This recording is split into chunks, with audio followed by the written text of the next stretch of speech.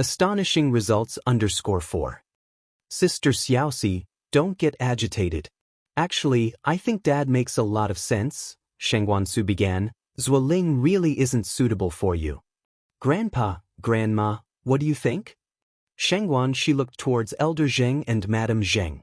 Madame Zheng smiled and said, Sister Xiaoxi, your grandmother and I share the same view. When a girl gets married, she has to keep her eyes wide open. Besides, Zuoling's parents are also getting on in years. What if you really ended up with Zuoling? Who would look after your children? His parents even need a nanny to take care of themselves. I can hire another nanny, Sheng Guanxi argued. Madame Zheng smiled and said, when the child is too young to speak, would you really be comfortable leaving them in someone else's care? Moreover, what if you have a daughter and your in-laws don't like her and secretly dispose of the child? What will you do then? That won't happen. She would be their own granddaughter. It will, and Aitsuehua stepped forward and said, you'll find all sorts of people in this world, especially people like Zuoling's parents who favor sons over daughters. It was then that Sheng Guanxi realized that Aitsuehua had already lost 3 children. Mom is right, Enai Yang chimed in at the right moment. Sister Xiaoxi, medical research has proven that the sex of a baby is actually determined by the male side. Human sex chromosomes determine the gender, with males being XY and females XX. The cells produced by women all contain an X, while those produced by men could be X or Y. If both cells are X, then a girl is born. If the male contributes a Y, then a boy is born. At this point, Enai Yang paused, then continued, Zuoling's family has the genes for having daughters, so there's a 90% chance that your first child would be a girl. This means you should be prepared for the 90% likelihood of your child being discarded. Enai Yang was not one to mince words, so what she said always hit hard. Sheng Guanxi hesitated for a moment, then said, Yang, do you believe this too? How can you be so certain that Zuoling's parents will definitely favor boys over girls? Maybe they just like having lots of children? After all, Sheng Guanzai's experience was too limited to fully understand these things. You can tell just from her having given birth to 7 girls. Enai Yang continued, Sister Xiaoxi, medically speaking, pain is classified into 12 levels. The first level is the pain from a mosquito bite, and the 12th level is the pain of a mother during childbirth. Plus, giving birth is really harmful to the body. The best state for a woman is to give birth to 1 or 2 children, who would joke about their own health without some kind of strong belief. Enai Yang's words were so logical that they left no room for rebuttal. Sheng Guanxi fell silent for a bit, then said, I feel that Zuoling is not that kind of person. I'm marrying Zuoling, not his parents. Even if his parents truly favor sons over daughters, it has nothing to do with us. Once a son is married off, could the parents still be trying to meddle? Enai Yang did not rush to contradict Sheng Guanxi but said, Sister Xiaoxi, don't reveal our family situation to Zuoling for now. Just observe him for a while longer and see if his character is worthy of your lifetime commitment. If he truly is worthy, I believe our family will have no objections to you. With that, Enai Yang turned her eyes to Sheng Guanxi, Sister Xiaoxi, Dad, Mom, Grandma, Grandpa, and your brothers object to this matter purely because they want you to have a better life. Hearing this, everyone nodded in agreement.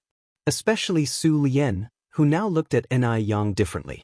Previously, when Enai Zihua had just married Shengguan Dehui, she had worried about whether Enai Yang and Sheng Guanxi could get along well since the children were grown and had their own ideas. Now it seemed that her worries were unfounded. Although Enai Yang was a few years younger than Sheng Guanxi, her maturity was far greater. The words she spoke were persuasive. As an elder, Su Lian found nothing to fault in what she said, and moreover, Enai Yang had Sheng Guanzai's best interests at heart with every word. Yang, I didn't just meet Zuoling today. I know what kind of person he is, Sheng Guanxi said firmly. Enai Yang smiled and responded, that remains to be seen. A fox's tail doesn't show itself in a day. True gold fears no fire. Sister Xiaoxi, if Zuoling truly is a man worth entrusting your life to, then no matter how you observe him, you won't see any hint of a fox's tail. If you find any errors, ads pop up, ads redirect, broken links, non-standard content, etc. Please let us know reports so we can fix it as soon as possible. Astonishing results _5. Su Lian nodded. I think Yang Yang is absolutely right. On the other side, Zuoling rode his bicycle back home. Zuo's father, unable to wait, asked, "How did it go? Did Xiaoxi's parents have a good first impression of you? Do you even need to ask?" Zuo's mother, sitting on the sofa watching TV, scoffed. "Our Lingling's credentials are so outstanding, you couldn't find a better son-in-law with a lantern. Could the Shangguan family possibly look down on us?" Zuo's parents were both retired factory workers, and they had been cadres at the factory, so their retirement benefits were extremely generous, with a pension of 300 yuan each month. Plus, owning 2 apartments in Beijing, life was particularly comfortable for them. Hearing this, Zuo's father nodded in agreement. That's true. The mother continued, "How are Xiaoxi's family conditions? Are they as good as your Uncle Chen's?" Zuoling shook his head. Uncle Chen is a city dweller, while Xiaoxi's family is from the countryside. There's no comparison. But Xiaoxi's family seems to be quite well off. I saw that they even have big appliances like a refrigerator and a washing machine, and their house is beautifully decorated. Refrigerators and washing machines together wouldn't cost less than a few thousand yuan. Could an ordinary family afford that? Don't even think about it. From the countryside? Zuo's mother sat up in surprise. Xiaoxi is a rural person? Due to past experiences, Zuo's mother got goosebumps at the mention of rural people. Their family was living so comfortably, they certainly didn't want to be visited by poor relatives looking for handouts every day. Xiaoxi is from Jinghua village, Zuoling nodded. But you don't have to worry, Mom. Xiaoxi's relatives dress very decently, not like poor people, so you don't have to worry about people coming to our door asking for things. Zuo's mother sighed. This child, how did you end up choosing a country person of all people? Mom, I love Xiaoxi, I really do. I hope you can agree to our relationship, Zuoling continued. Mom, I promise you, Xiaoxi's family doesn't have that kind of poor relatives, and their conditions are really quite good. You see how long it's been since we've changed the carpet in our living room? The carpet in Xiaoxi's living room is not only brand new but also woolen. Zuoling's feelings for Shangguan Shi were genuine, otherwise, they wouldn't have had an on and off relationship. Zuo's mother tapped Zuoling on the forehead. You're just too naive. You might get cheated and end up counting someone else's money for them. Of course, her family wouldn't let go of a catch like you so easily. Are you sure the place you went to tonight was even Xiaoxi's home? Perhaps Shangguan Shi had planned it all along, and the place Zuoling visited tonight wasn't her home at all. A rural person being able to afford a carpet. That's laughable. And didn't you say that Xiaoxi's mom isn't her birth mother, but a stepmother? Have you ever seen a stepmother who truly cares for her stepdaughter? If you really marry Xiaoxi, then you'll have troubles. That stepmother will steal a little today, a little tomorrow, and our family won't be able to live properly. Her son was only 23 years old and already earning over 100,000 yuan a month. You probably couldn't find a few like him in the whole of Beijing. If Shangguan Zai's family was a bit better off, that would be one thing, but now knowing that Shangguan Shi is just a country girl, she felt scornful, thinking that Shangguan Shi was after their family's wealth. Of course, a country girl would be happy to marry into the city. Isn't that just like a sparrow turning into a phoenix? Not at all, Zuoling shook his head. I think Xiaoxi's stepmother is quite nice, not like someone who would steal things. You've just visited them today for the first time, of course Shed put on an act. Once you're married, she will show her true colors. His mother continued. Lingling, listen to your mom, Xiaoxi is not worthy of you. I think the daughter of your Uncle Chen is quite good. Chen Liebao is Uncle Chen's only daughter. Eventually, the Chen family's fortune will be yours. Indeed, Chen Leibao's family's conditions were even better than Zuo's. However, Chen Liebao looked like Zhu Beiji, not only with a big face and fat ears but also exceedingly rude and noisy when eating, just like a pig. Compared to Shangguan Shi, it was night and day. Zuoling was at least a workshop director and also quite handsome. How could he possibly marry someone like that? It would be an utter joke.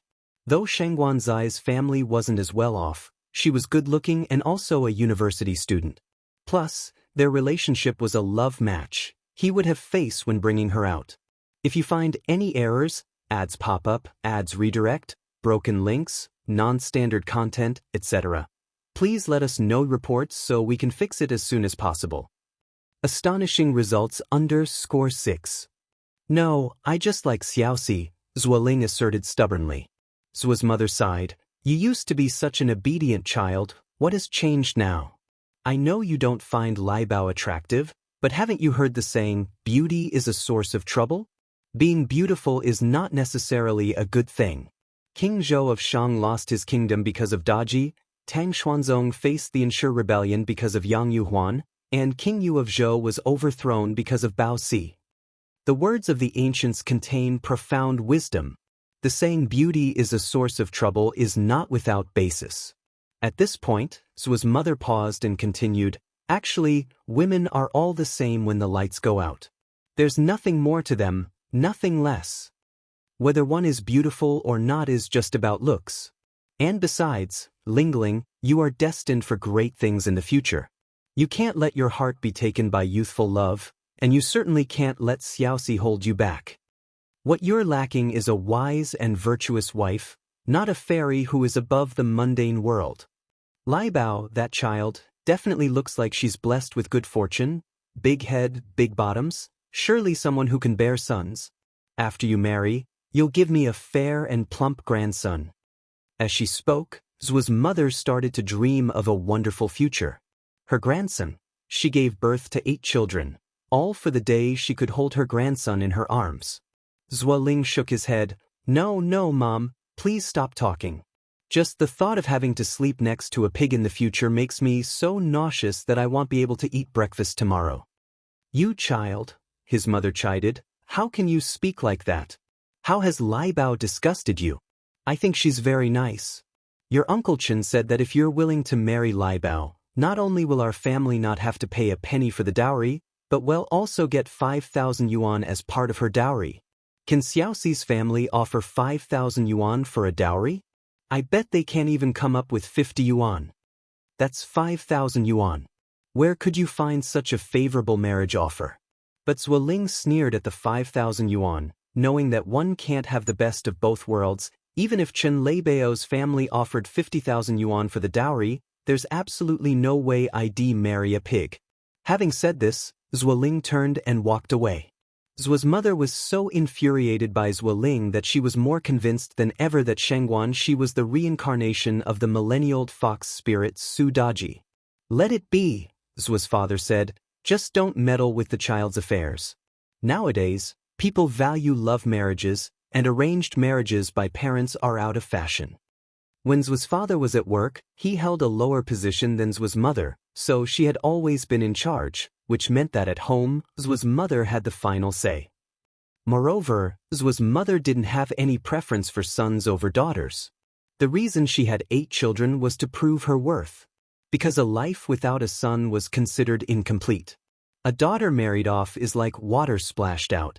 No matter how many daughters you have, they can't compare to having a son. Zuo's mother continued, our Lingling is too outstanding. Who knows how many girls out there have their eyes on him? I calculated everything but never expected Shangguan Shi to be from the countryside. If I had known she was from the countryside, I would never have agreed to it when Lingling first brought it up. That girl is too scheming, hiding her rural background and deceiving us for so long. She should have mentioned her rural background early on. What is this, if not deceit? Our Lingling is a dragon roaming the heavens, and she is just a sparrow that aspires to transform into a phoenix. It's too unsightly. Zuo's father turned the page of the newspaper in his hand and replied, following his wife's thoughts, I also think Lai Bao is a decent child. The Chens are still young and can at least provide support for them for over a decade. If our Lingling marries Lai Bao and they have a chubby baby boy, the good days are still ahead. Meanwhile, at the Ni family's home, Ni Zuihua and Shangguan Dehui were sitting on the bed, also talking about Shangguan Shi. As a stepmother, there were some things Ni Zuihua felt awkward to speak out directly. She could only convey her thoughts to Shangguan Dehui, Dehui, although Xiaoxi seems to have a mild temperament and doesn't usually show much temper, she actually has a rebellious streak deep inside. You have to talk to her about Zueling properly, but also don't push her too hard. Beware of the extreme rebound effect. Even though Shangguan she wasn't born to Enai Zihua, through the days spent together, she had come to understand Shangguan Zai's nature very well. Shangguan Dehui nodded. I know, don't worry. Actually, Shangguan she was very much like the late Su Fun. Su Fun had known that Shangguan Dehui had someone else in his heart, but she had still married him disregarding everything. Shangguan she was also troubled, tossing and turning in bed, unable to sleep all night long. She couldn't figure it out. Zueling's qualifications were so outstanding, why couldn't her family see his worth? As a result, when Shangguan she got up the next morning, 2 dark circles had formed under her eyes. Sister Xiaoxi, didn't sleep well last night? Enai Yang greeted her at the dining table. Shangguan she nodded. Here, take this. Enai Yang fished a pink sugar pill from her pocket. What's this? Enai Yang said with a smile. It helps relieve fatigue and lighten dark circles. Hearing about the beneficial effects of the sugar pill, Shangguan she immediately took it and swallowed. Thank you, Yang, otherwise I wouldn't have been presentable today. After a while, Enai Tsuehua came over with breakfast. At noon, Enai Yang received a phone call from the hospital. After hanging up, Enai Yang found Enai Tsuehua. Mom, I have something to tell you now. You need to be prepared emotionally. Is it about the paternity test? Enai Tsuehua asked. Yes. Enai Yang nodded. Mom, Yenyun is our second sister. Crash. The vase in Enai Kuihua's hand dropped to the floor, shattering, and with tears in her eyes, she said, Really, is it true? It's true. Enai Yang hugged Enai Tsuehua. Mom, we found our second sister. We found her. We found her. Enai Tsuehua cried tears of joy. Although they had found the person, Enai Tsuehua was still faced with a dilemma. Whether to acknowledge her or not. Currently, without acknowledgement, they still had a kinship with the Wu family. If they burst this bubble, what if they couldn't even remain relatives? After all, the Wu family had raised Wu Yenyun for 17 years, from a helpless little baby to a graceful young lady. No one knew how much heart and soul the Wu parents had poured into her. If they were to acknowledge her now, would the Wu parents forgive them? Would Wu Yenyun forgive them? In the evening, everyone gathered to discuss this issue. The elderly Mr. Zheng and Mrs. Zheng said, We definitely must acknowledge her. No matter what, that child is our Zheng family's blood. If you find any errors, ads pop up, ads redirect, broken links, non-standard content, etc., please let us know reports so we can fix it as soon as possible. Complete outbreak. Shangguan Lady and Shangguan Dehui also suggested making the recognition. After all, they were talking about her own flesh and blood, and besides, Enai Zihua had not intended to abandon Wu Yenyun in the first place. Yang, what do you think? Jing Patriarch looked towards Enai Yang. Though young in age, Enai Yang was not lacking in experience, and her opinion was always sought in major family matters. Enai Yang said, Of course we need to recognize her. After all, Yenyun is also a member of our family. But this matter can't be rushed, it needs to be approached gradually. They'll first go and gauge Godfather's reaction to see what they say. Wu Yenyun may be of a gentle disposition, but that doesn't necessarily mean she could accept this. After all, there's a saying, some pains are never understood until they happen to oneself. The person who was abandoned was Wu Yenyun, and the person who was almost sold was also Wu Yenyun. That core bitterness can only truly be understood by someone who has personally experienced it. Zheng Patriarch nodded. Yang is right. Enai Yang continued, Let me handle this matter, you all wait at home for my news. With that, Enai Yang got up and walked outside. Yang, where are you going? Enai Tsuehua stood up. Enai Yang glanced back slightly. I'm heading to the construction site. I'll go with you. Enai Kuihua's eyes reddened. No need for you to go. It's not appropriate for you to appear at a time like this. Shangguan Dehui held onto Enai Kuihua's wrist. From an outsider's perspective, after all, Enai Zihua is the mother, and with the daughter having been abandoned, the mother bears an undeniable responsibility. Ni Yang nodded. Dad's right, I can go by myself. Ni Yang didn't go empty-handed. She took a basket of pork lard cakes and 2 bottles of milk tea along. Right as she walked out, she saw Emo Chishan riding his bicycle toward her. Where are you off to, wife? Emo Chishan stopped his bike in front of Ni Yang, propping one foot on the ground, his thin lips curved with a faint smile. The sunlight shone from behind him, brilliant and golden. Against the light, his face was somewhat obscured, and he appeared as if he had descended from the clouds. Emo brother, Ni Yang promptly brought herself to a halt. Emo Chishan parked his bike at the entrance, taking the items from Ni Yang's hands. Where to? I'll accompany you. To the construction site. It was roughly a 10-minute walk from the Ni family, and on the way, Ni Yang informed Emo Chishan about Wu Yenyun. Emo brother, we found our second sister who was abandoned. It is Wu Yenyun, right? Emo Chishan's expression was calm, his tone very certain. In fact, he had long realized, Ni Yang was clear about her affections and grudges. She wouldn't be nice to someone without a reason. After all, there are many poor people in this world, and if one were to extend a helping hand to each one, who would have so much energy? Awesome! Ni Yang extended her thumb to Emo Chishan. That's right, Emo Chishan said with false arrogance. If I weren't so impressive, would I have a beautiful wife like you? Your skin is too thick. As she spoke, Ni Yang continued, I'm going to discuss this matter with Godfather now. What do you think his reaction will be? Emo Chishan squinted his eyes. Our Godfather is an honest person, and you've helped his family so much. Though he may be surprised, I think he surely won't make things difficult for you. If it weren't for Ni Yang, Wu Yenyun would now have been sold off to the Wu family, and the whole Wu family would not be able to live the life they have today. Ni Yang nodded. I think your analysis is very accurate. Before long, they arrived at the construction site. Over 1 month had passed, and the construction site had changed considerably. The brick walls were already 2 levels high. Ni Yang and Emo Chishan distributed the pork lard cakes and milk tea to everyone. In this freezing weather, biting into a soft pork lard cake followed by a sip of warm milk tea warmed the heart and stomach, a most exquisite comfort. The workers had been at the construction site for so long and had never encountered such generous homeowners.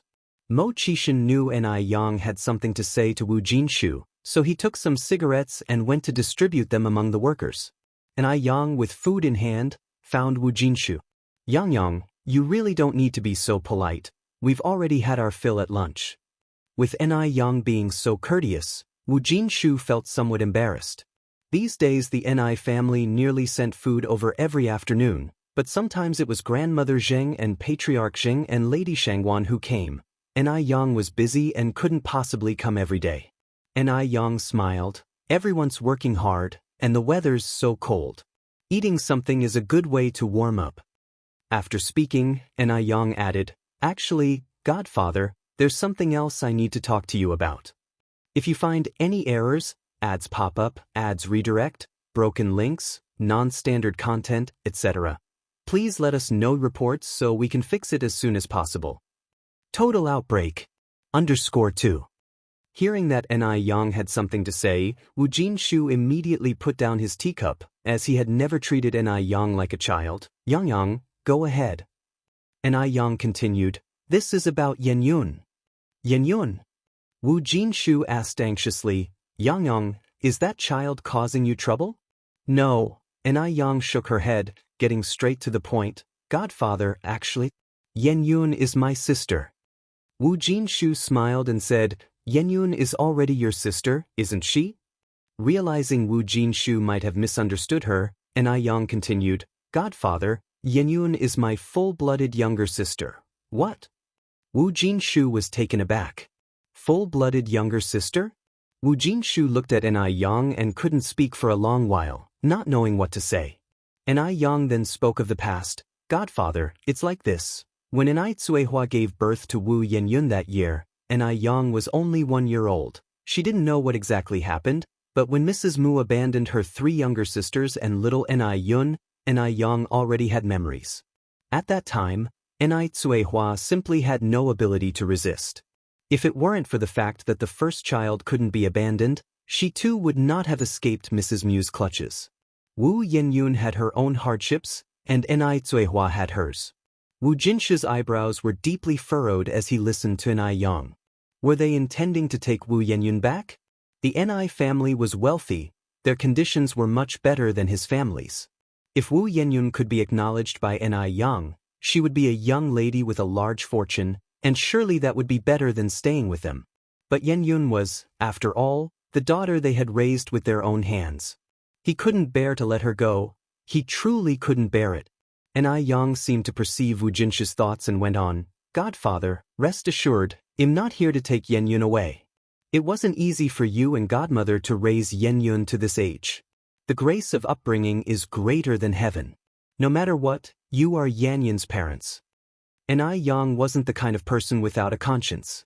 The Wu family had raised Wu Yenyun for so long, it would not only be illogical to take her back now, but it would also be unfair to Wu Jinshu and Yen Erju. Including Enai Cuihua, they had no intention of taking Wu Yenyun back. They just wanted to clarify things to Wu Yenyun and use the rest of their lives to make it up to her, so that neither of them would have regrets in their lives. Then, Wu Jinshu started his mouth agape. If the Enai family didn't want to take Wu Yenyun back, then why had Enai Yang told him all this? Enai Yang continued, "Godfather, if you don't mind, let Yenyun also acknowledge my parents as godparents. From now on, our two families will be even closer relatives." After much thought, this seemed like the most appropriate solution.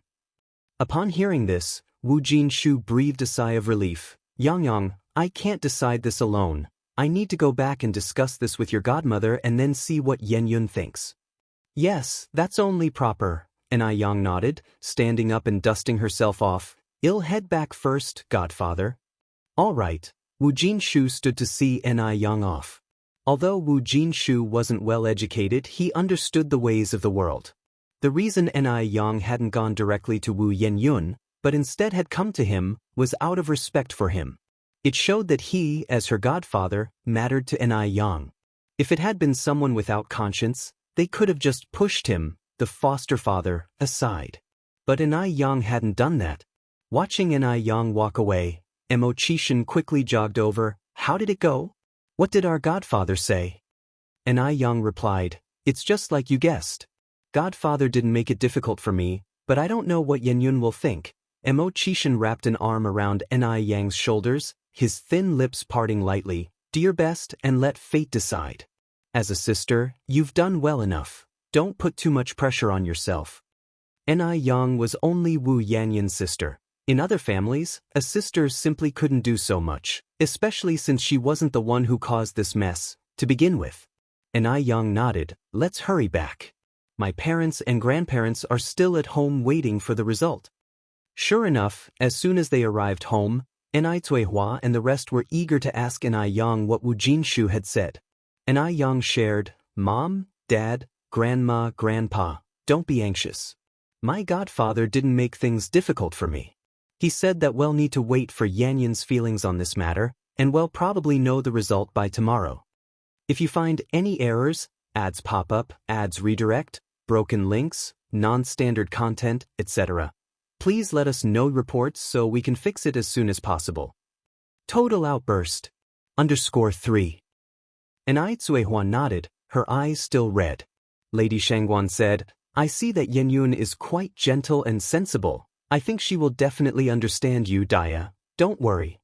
Wu Yenyun seemed like a child with no temper, gentle and honest, not the kind who would unreasonably stick to his guns. Lady Zheng agreed. "I think my in-law is right." Wu Yenyun had visited the Enai family a few times, and now thinking back, Lady Zheng felt that Wu Yenyun's temperament was very much like Zheng Suyu's. On the other hand, Shangguan she had been preoccupied all day. Zuoling noticed her distraction and asked when they were returning to the dormitory after work, "Xiaoxi, what's wrong with you today? Are you feeling unwell?" Shangguan she smiled and said, "It's nothing." Thinking of her family's advice, Shangguan she added, "Zuoling, there's something I want to talk to you about." "Go ahead." Shangguan she spotted a small restaurant on the roadside. "Let's go there and talk while we eat." "Okay," Zuoling nodded. The small restaurant was very simple, The two of them ordered 3 dishes and 1 soup for just 8 yuan.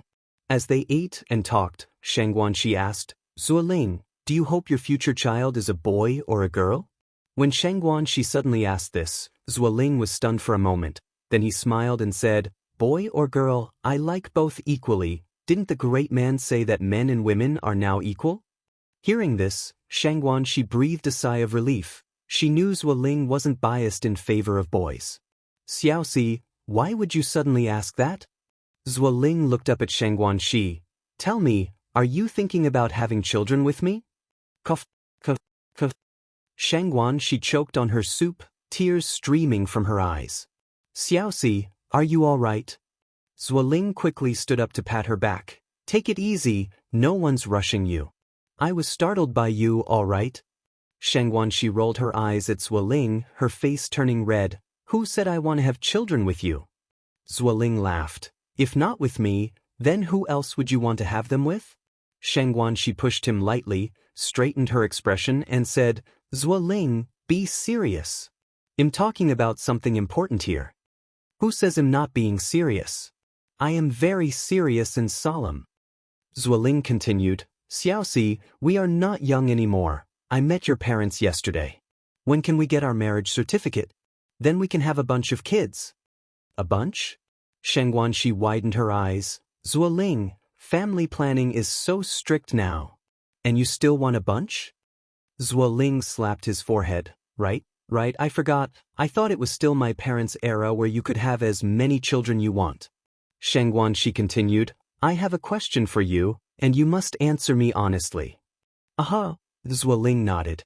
Ask away, I guarantee no secrets at all from you, or may lightning strike me dead. Did my uncle and aunt have so many children because they preferred sons over daughters? Shang Guanxi asked. Of course not.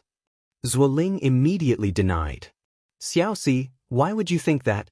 My parents are leaders at the factory, they are educated people, how can their consciousness be so low? Rest assured, they absolutely aren't the type who prefer sons over daughters. Whether or not his parents favored sons over daughters, Zuoling, being their son, definitely knew it clearly. As a child, while his 7 sisters ate bran and swallowed vegetables, he alone ate white rice and fine flour, having a boiled egg every morning, his sisters not even dreaming of getting a piece of the eggshell. Moreover, all 7 of his sisters were illiterate. Only he graduated from university. Even now, those 7 sisters had to frequently subsidize the family, but how could he admit such a thing directly? Zuoling wasn't stupid. He and Shang Guanxi's relationship was at a critical juncture.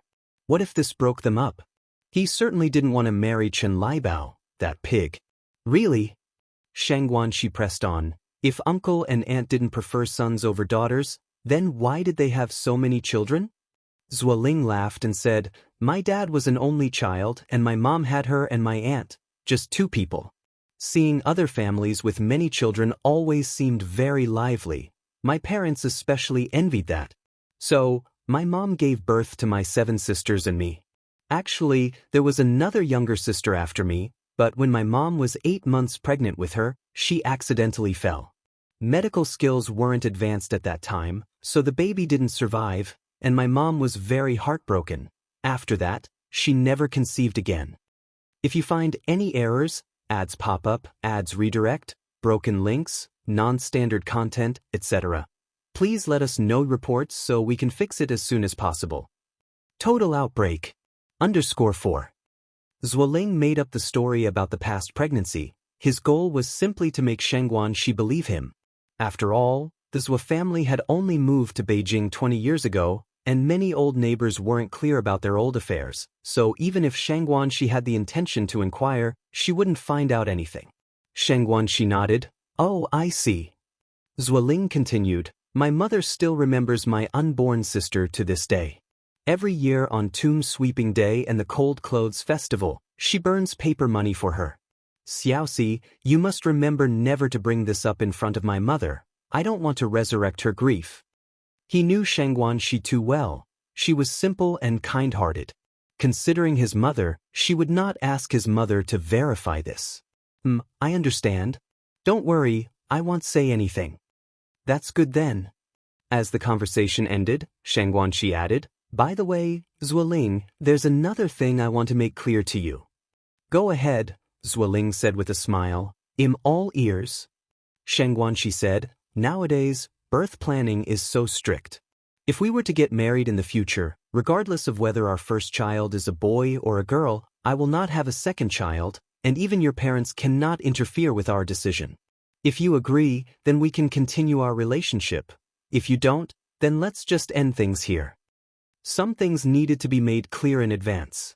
Having been advised by her family, she didn't want to end up in an ugly dispute over such matters.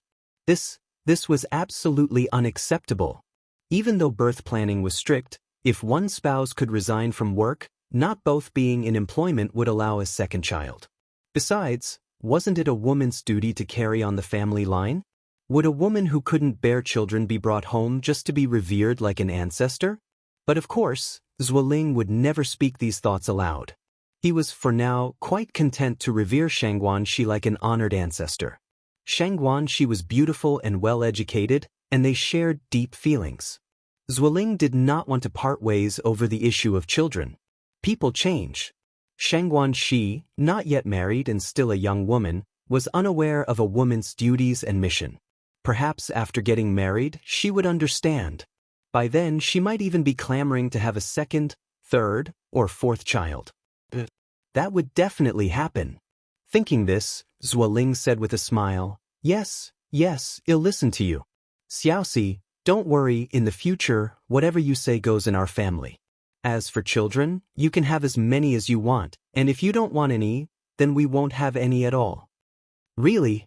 Shang Guanxi looked at Zuoling somewhat surprised, as she had not expected him to be so open-minded. Because her birth mother, Su Fun, had died in childbirth on the operating table, Shang Guanxi harbored some fear of giving birth. "Zuoling, I'll just tell you the truth. My biological mother died from complications during childbirth, and I am actually quite afraid of giving birth," Shang Guanxi continued. "And I've heard from Xiaolin in the workshop that giving birth is incredibly painful, and that during birth, the child and feces might come out together." What had Xiaolin said at that time? Xiaolin said she lost all her dignity on the operating table. Ever since having a child, Xiaolin had become a different person, treating her own mother with special kindness and filial piety, because she had experienced the agony of childbirth. A woman only understands a mother's sacrifices and greatness once she becomes a mother herself. One only understands parental grace after raising children. Zuoling said with a smile, "Then let's not have children. By the way, Xiaoxi, what do your uncle and aunt, grandparents, and grandmother think of me after yesterday?" He knew without asking that Shang Guanxi's parents must have a very good impression of him. After all, finding a man like him in Beijing was incredibly difficult. Zuoling was very aware of Shang Guanxi's family circumstances. Shang Guanxi's father was just a teacher. How much could a teacher earn a month? At most 20 yuan? Not even as much as their family nanny maid. And her stepmother just ran a small business, the least prestigious occupation. If it weren't for his affection for Shang Guanxi, he wouldn't consider marrying the daughter of a small business owner. Shang Guanxi's brother worked at a bank, probably just doing menial tasks. As for that sister, except for being the top scorer in the college entrance exam, she was utterly useless. The sister's boyfriend didn't even have a proper job. He guessed that the total income of Shang Guanxi's entire family might not be higher than his salary alone. If you find any errors, ads pop up, ads redirect, broken links, non-standard content, etc., please let us know reports so we can fix it as soon as possible. Chapter 1000. Total Outbreak.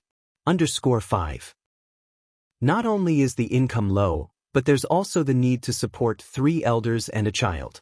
What money could such a family have? When encountering a golden son-in-law like him, one must definitely hold on tight. In the entire family, only he has a monthly salary over 100. Zuoling felt a full sense of superiority in his heart. Shang Guanxi didn't have the heart to deflate Zuoling's pride and also wanted to leave a good impression of her family in his heart. She knew some things clearly herself and lightly said, "My parents have a particularly good impression of you, especially my aunt and my younger aunt. After you left, The two of them were still praising you. Really? Zuoling asked. Really? Shang Guanxi nodded. Zuoling then said, So, should we start discussing our wedding date now? Shang Guanxi's face flushed momentarily. This is not urgent. Xiaoxi, I'm already 23 this year.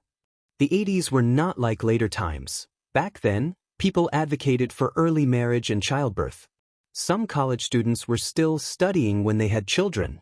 And there were some who attended college while having children. Someone like Shang Guanxi was already considered an older youth. The most crucial issue was that Shang Guanxi was somewhat traditional. Normally, Zuoling couldn't even hold her hand, let alone other things. 23 is an age easily prone to impulsiveness. Shang Guanxi continued, You've met my parents, but I haven't met your uncle and aunt yet. I also don't know if your uncle and aunt are satisfied with me, Zuoling said with a smile. You can rest assured about that, Xiaoxi. You're beautiful and well-educated. My parents will definitely be very satisfied with you. How about this? Let's set a time for you to visit my parents, and then arrange a day for the parents on both sides to meet. Shang Guanxi nodded. That's possible. Having resolved the issue of having children, Shang Guanxi felt much more relaxed. On the way to the dormitory, she even hummed the popular song, Sweet Honey. No sooner had she returned to the dormitory than Shang Guanxi found an additional message on her pager from home. Shang Guanxi put on her coat again and went to a public telephone booth to call back home. The person who answered the phone was Ni Cuihua. Ni Cuihua was informing Shang Guanxi about Wu Yanyan's situation. Although Wu Yenyun and Shang Guanxi weren't related by blood, they were now a family, and since it was a family matter, she should inform Shang Guanxi. It was the least form of respect. Shang Guanxi was a sensible and good child and immediately said she would return home tomorrow. She was also very happy that Ni Cuihua was willing to tell her about this matter. Meanwhile, at the Wu family, Wu Jinshu did not tell Wu Yenyun about the situation immediately but quietly spoke to Yen Erju about it. After hearing this, Yen Erju exclaimed in surprise, Really? Wu Jinshu nodded. What kind of question is that? Would I joke about such a matter? After saying this, he continued, It's not only our Yenyun who was abandoned as a child, but also Yang Yang's third and fourth sisters. However, we can't blame their mother for this. Yen Erju sighed after listening. We really can't blame Yang Yang's mother for such a thing. Just look at your mother and you'll understand. If it weren't for Yang Yang, wouldn't our Yenyun have been sold to the Wu family? Upon mentioning this matter, Wu Jinshu bowed his head in shame. After they had moved here, Grandma Wu hadn't given up. After some inquiries, she and Wu Jinjin found this place. But on their way here, she had slipped and became a vegetable, still lying in the hospital to this date.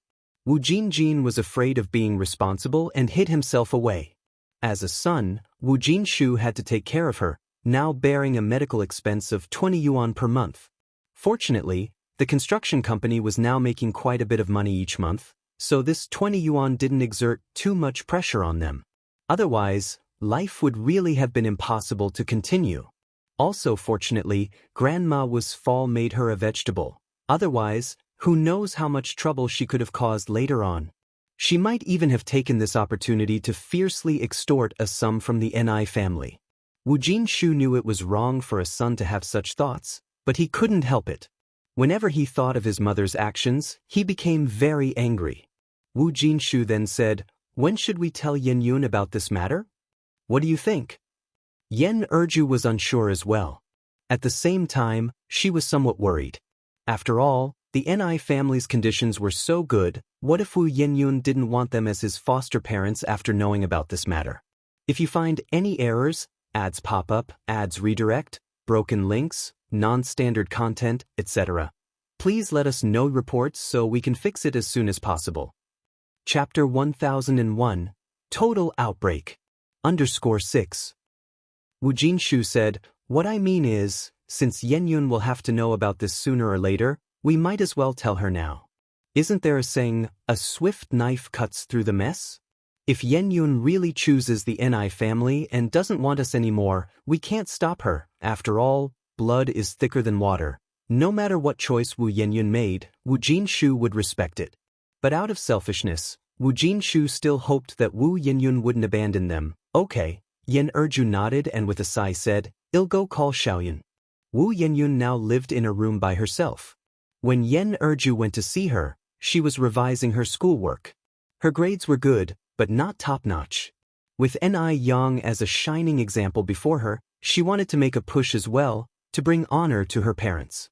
"Xiaoyan, are you studying?" Yen Erju gently pushed the door open. "Emchim." Wu Yinyun nodded.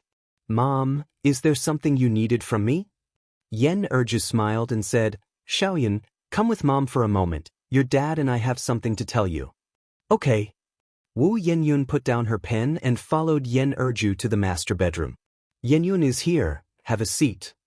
Wu Jinshu patted the sofa. Sensing something off about her parents' expressions, Wu Yinyun asked, "Mom, Dad, what is it you want to talk to me about? You seem so serious?" Wu Jinshu swallowed, carefully choosing his words in his mind. "It's not such a big deal, it's just, Yinyun, your mom and I want to talk to you about your origins. I think you should know that you are not our biological child." Upon hearing this, Wu Yanyun's eyes instantly reddened. "Mom, Dad, do you not want me anymore?" Ever since she knew about her origins, Wu Yanyun's mind had become sensitive. She feared that one day her parents might suddenly not want her. Hearing this, her heart leaped to her throat. "No, not at all." Wu Jinshu quickly shook his head to deny it. "Silly child, what are you talking about? Why would your mom and dad not want you? Your parents just want to talk to you about this matter." Yen Erju added, "Xiaoyan, you were raised by me, from diapers to potty training. How could I ever not want you? Don't worry, you will always be your father and mother's daughter." Wu Yinyun wiped her tears. "Then, why are you bringing up this issue all of a sudden?" Something felt off about it all. Yen Erju sighed and continued, "Xiaoyan, your biological mother had no choice but to abandon you, and I hope you won't hold it against them." Wu Yinyun blinked, then said, "Have they come looking?" Yen Erju nodded. Learning that her blood relatives had found her, Wu Yinyun couldn't describe what she was feeling. Her mind went blank. They didn't want her, did they? So why were they looking for her now? What kind of desperation had led them to give up their own flesh and blood? "Mom, you and Dad just ignore them." Wu Jinshu continued, "Yen, aren't you even a little bit curious who they are?" "I'm not curious. Besides, there wasn't anything to be curious about." Yen Erju said, "Xiaoyan, your biological mother really had her desperate reasons, and I hope you can forgive them." Wu Yinyun stayed silent. Yen Erju continued, "Xiaoyan, actually, Yang Yang is your sister, and Yang Yang's mom is your biological mother." At these words, Wu Yinyun felt as if something in her mind exploded with a bang. She never dreamed that Ni Hua was her birth mother. That Ni Yang was her biological sister. She remembered the first time she saw Ni Yang. That day, Ni Yang wore a beautiful and tidy cheongsam, like a young miss from a wealthy family stepping out of a novel, observably untouchable. At the time, she wondered how there could be someone so beautiful in the world. Not only was she beautiful, but she also had such good fortune. Back then, she wore patchwork clothes, looking destitute like a beggar, struggling even for 3 meals a day. The first time she met Ni Hua, the scene was much the same. Ni Hua lived in a glittering, grand villa, surrounded by a cluster of servants, and she was dressed worse than the servants. Now, they had come to tell her that Ni Hua was her birth mother. The irony of it all was just too much. Wu Yinyun couldn't accept it. She simply couldn't. "No. Mom, you're lying to me." They're not. They're not." Wu Jinshu sighed. "Yen, your mom isn't lying to you. Yang Yang really is your sister, and Yang Yang's mom is indeed your birth mother. Yen Yun, our family situation isn't as good as theirs.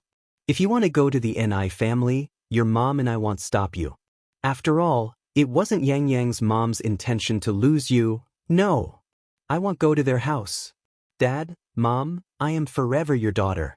I don't want to leave you." Wu Yinyun hugged Yen Erju tightly. "Mom, don't send me away." Even if the Ni family owned mountains of gold and silver, she wouldn't go. Her home was here forever. Tears welled up in Yen Erju's eyes. "How could your dad and I send you away? We won't." Knowing that Wu Yenyun didn't want to leave, Yen Erju also breathed a sigh of relief. Wu Jinshu continued, Xiaoyun, Yang has already discussed with me, why don't you just consider them as your godparents? That way, you'll have an extra set of parents who care about you. Is this what Sister Yang suggested? Wu Yenyun looked at Wu Jinshu. Wu Jinshu nodded. Yes. I disagree. Wu Yenyun flatly rejected. Although she had never thought of going back to the Ni family, she hadn't expected that the Ni family never even considered taking her back. Her refusal was one thing. Whether the Ni family acknowledged it was another. Were they afraid she would come back to claim the Ni family's inheritance? Ridiculous. She had ambition. She was determined to fight for what she wanted. Did she care about the Ni family's wealth? Why not? Wu Jinshu asked. Because I will never forgive them. Not in this lifetime. Wu Yenyun declared. Now Wu Yenyun had finally realized why Ni Yang had said those words to her before. Ni Yang must have known then that she was her sister. If she knew all along, why didn't she tell her sooner? Wu Yenyun suddenly felt a ludicrous sense of being toyed with. So all of this was premeditated. Xiaoyun, don't be like that. Actually, Yang's mom was also helpless. It wasn't just you who got thrown away, your third and fourth sisters were discarded too. Then why weren't Ni Yang and Ni Yun thrown away? Wu Yenyun retorted. Why was she the one discarded? As a mother, how could Ni Zuihuan not protect her own children? If she never wanted her to begin with, why give birth to her at all? Such injustice was truly unfair to her. Yen Erju continued, because Yang is the eldest child. There's a saying back in our hometown that the eldest must be well raised. What about Ni Yun then?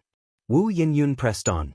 Yen Erju choked, then said, Yunyun was also going to be thrown away, but fortunately, Yang's mom and your biological father got divorced in time. Actually, Yang's mom had it tough too. Then why couldn't they have divorced sooner? If they had divorced earlier, none of this would have happened. Wu Yenyun pressed on. Anyway, I can't forgive them. Mom and Dad, let's not have any more dealings with them from now on. I don't want to see anyone from their family ever again. If you find any errors, ads pop up, ads redirect, broken links, non-standard content, etc., please let us know reports so we can fix it as soon as possible. Chapter 1002, Super Protective. Wu Yenyun really couldn't forgive the Ni family. Whenever she thought about how she was the one discarded, she felt extremely uncomfortable, suffocated, a mix of complex emotions would come together, and she felt like she would explode. Yenyun, calm down a bit, Erju continued. Back then, women had no say in anything. You know about your grandmother's issue. If it weren't for Yang, you would already be stepmothering someone else's children, you know? You can't be so heartless.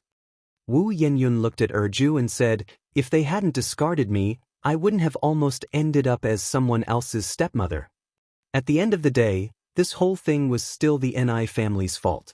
All the suffering she endured was caused by the Ni family.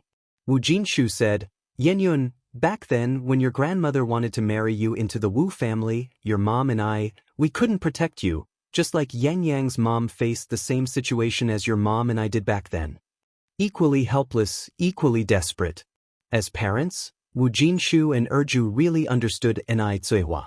Previously, as a bystander, Wu Yenyun, upon hearing Yang reminisce about the past, could also understand Ni Zuihua. But now, Wu Yenyun wasn't a bystander, she was the one who experienced it. No one knew what she had gone through over the years. She was only 18 this year, yet life's hardships had spared none on her. In the past, just to let her parents and 3 younger brothers have a bit more to eat, she often went hungry.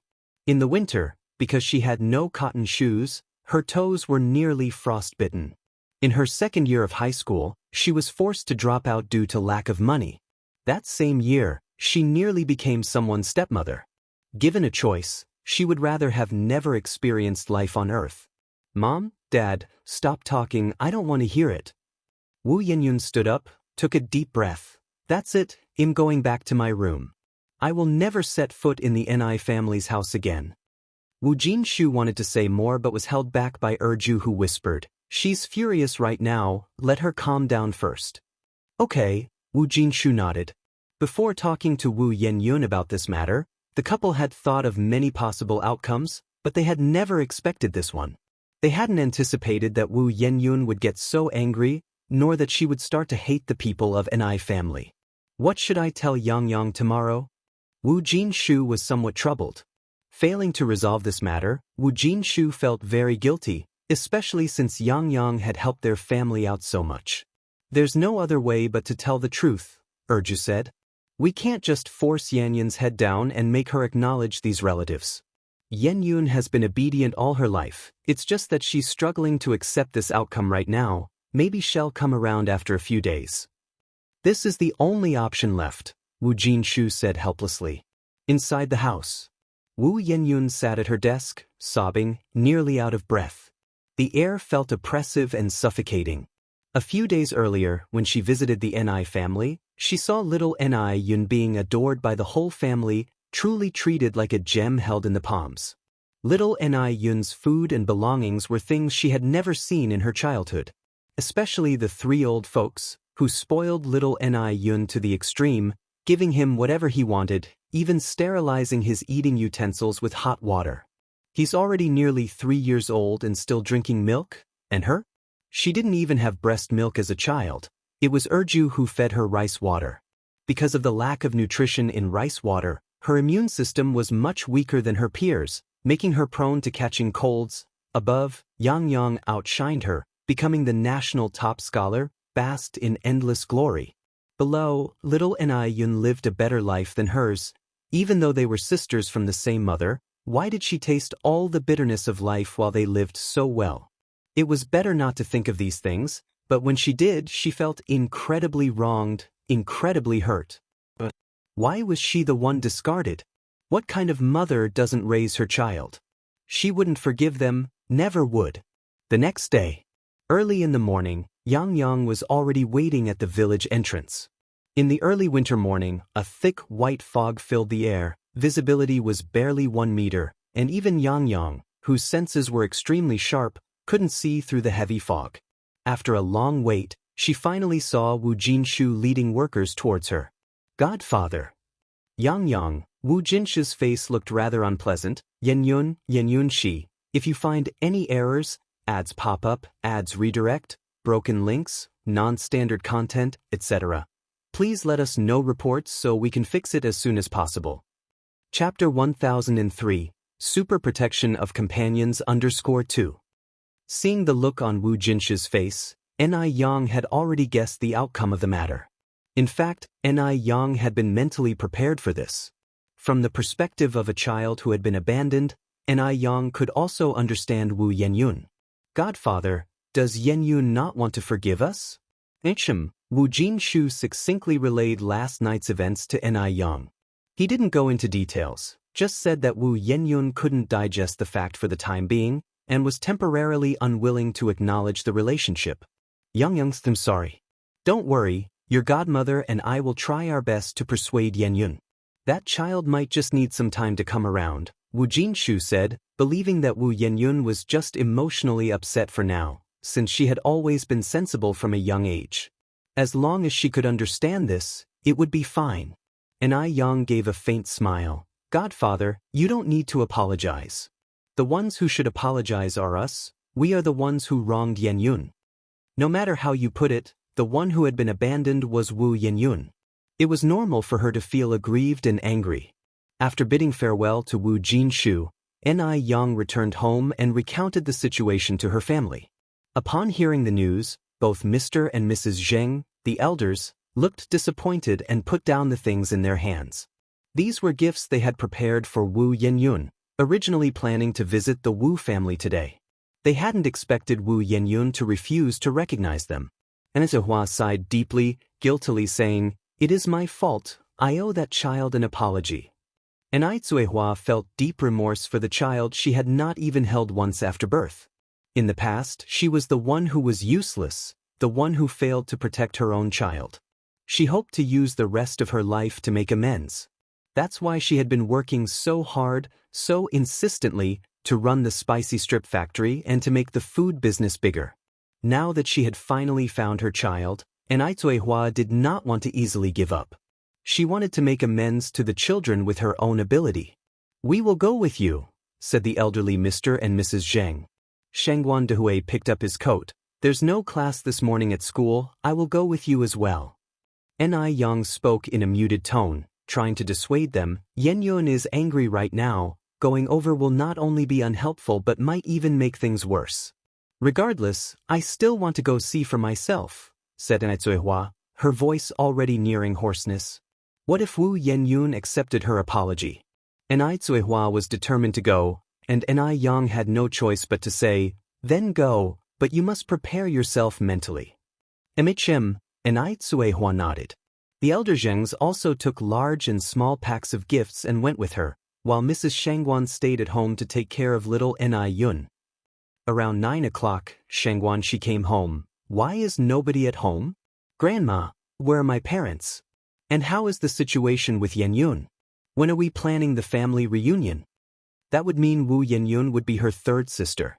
From now on, their family would have one more member, and Shangguan she was quite happy about it.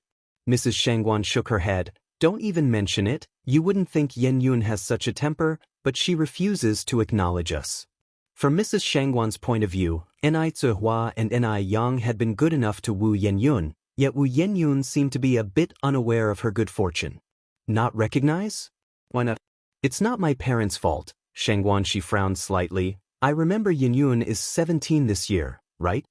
"Yes, she is 2 years younger than Yang," Mrs. Shangguan confirmed with a nod. Shangguan she continued, "I remember that around this time 2 years ago, Yang already had opened over 10 noodle restaurants and milk tea shops. If they really are sisters, there shouldn't be such a big difference." Being true sisters, Shangguan she couldn't help but compare Wu Yenyun with Yang. Others might not know about Yang's situation, but Shangguan she knew everything clearly. Everything Yang currently owned was earned by herself. She had never relied on anyone. This comparison made Wu Yenyun seem to pale in comparison. Mrs. Shangguan sighed. After all, she was abandoned since she was little. It's normal for her to have grievances in her heart. Perhaps she'll come around after thinking it over for a few days. "Let's hope so." Shangguan she shrugged her shoulders and stretched out her hand to little Yun. "Come little Yun, do you want a hug from your sister? If you find any errors, ads pop up, ads redirect, broken links, non-standard content, etc. please let us know reports so we can fix it as soon as possible." Chapter 1004, Super Protective of One's Close Ones _3. "Okay." Little Yun immediately reached out and hugged Shangguan's neck. "Sister Xiaoxi, Yun missed you so much." Little Yun was at an age where she was sweet-tongued, charming everyone she saw, often bringing the family to laughter. As Shangguan she played with little Yun, she asked the Mu family's old lady about Wu Yenyun. "So my parents have gone to Yanyun's home now?" The Mu family's old lady nodded. Yang told them not to go, but your mom couldn't wait any longer. She said she wanted to go and apologize to Yenyun in person. "Did Yang go as well?" Shangguan she questioned. Yang didn't go. She had things to do in the city. After saying this, the Mu family's old lady continued, "Don't just talk about them. What about you? How are things going with Zuoling? When are you two planning to break up?" The Mu family's old lady dreamt of Shangguan she breaking up with Zuoling. "Grandma, what nonsense are you talking about? Zuoling and I are doing great. How could we possibly break up? With such a complex family that favors sons over daughters, you'll regret it someday if you don't break up," the Mu family's old lady declared. Hearing this, Shangguan she smiled. "Don't worry, Grandma. I have already figured out Zuoling's family situation. The reason Zuoling has 7 sisters is not because of preferring sons over daughters. It's because his parents like a bustling household, which led them to have several children. Besides, after Zuoling, his mother was pregnant again. Shangguan she truly trusted Zuoling, so she took his words as the absolute truth." "How can you be sure Zuoling isn't deceiving you?" The Mu family's old lady looked at Shangguan she. Only Shangguan she would believe such tall tales. How many women in this world would give birth to 8 children just because they like a bustling household? Shangguan she firmly said, No. Zuoling would never deceive me. The Mu family's old lady sighed again. Xiaoxi, you are too naive. Don't worry, Grandma. I promise you that Zuoling is not that kind of person. Moreover, Zuoling has assured me that if we really stay together, it doesn't matter whether it's a boy or a girl, we only want one child. Zuoling is also very open-minded and can even accept not having children. As she finished speaking, Shangguan she turned to little Ni Yun. Yun, don't you think Sister Xiaoxi is right? Yes, yes. Little Ni Yun nodded vigorously in agreement. You little girl, what do you know? The Mu family's old lady said with a chuckle as she poked little Ni Yun on the forehead. Little Ni Yun earnestly replied, I know. I understand very well. The Mu family's old lady turned serious. Xiaoxi, if you don't trust me, you should at least trust Yang Yang's judgment. Even Yang Yang thinks that Zuoling is unreliable. Shangguan she nodded. I know, Grandma.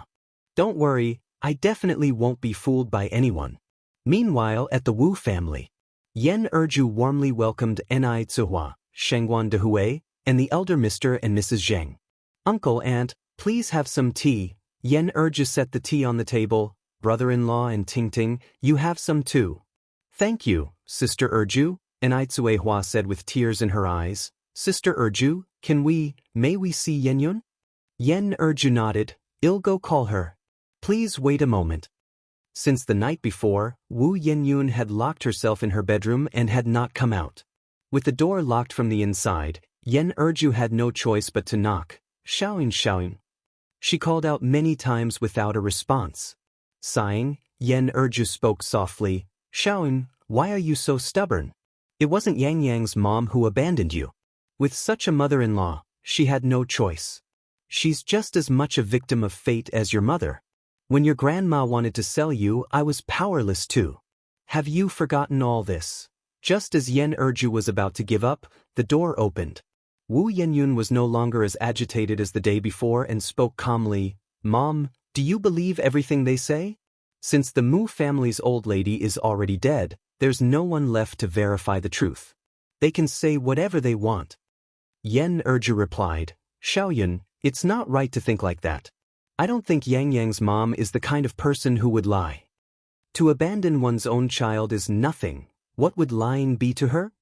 Wu Yanyun's mouth twisted with sarcasm. She said I was abandoned by the Mu family's old lady. Well, I could also say she abused the Mu family's elderly. What couldn't a person who could abandon their own child be capable of doing? If you find any errors, ads pop up, ads redirect, broken links, non-standard content, etc., please let us know reports so we can fix it as soon as possible. Chapter 1005, Super Protective _4.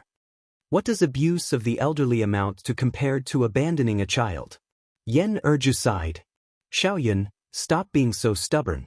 If Yang Yang's mom really wanted to abandon you, she wouldn't come looking for you now. There's no mother in this world who doesn't love her child. Seeing Wu Yenyun like this made Yan Erju very anxious. Ni Yang's family had been so good to them, and she didn't want Wu Yenyun to hurt Ni Qihua's feelings. They say spilled water cannot be regained, and indeed, hearts are the hardest to mend.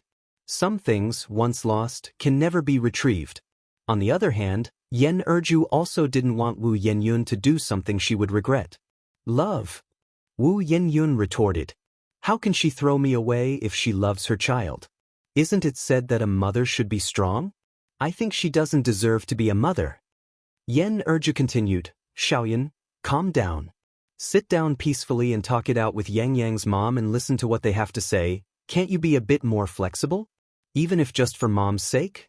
Mom did, after all, raise you for 18 years. Are you not even willing to listen to her now?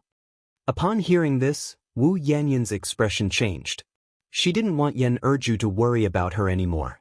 I understand, Mom. Seeing this, Yan Erju breathed a sigh of relief. Then come with me to the living room now. Have they arrived?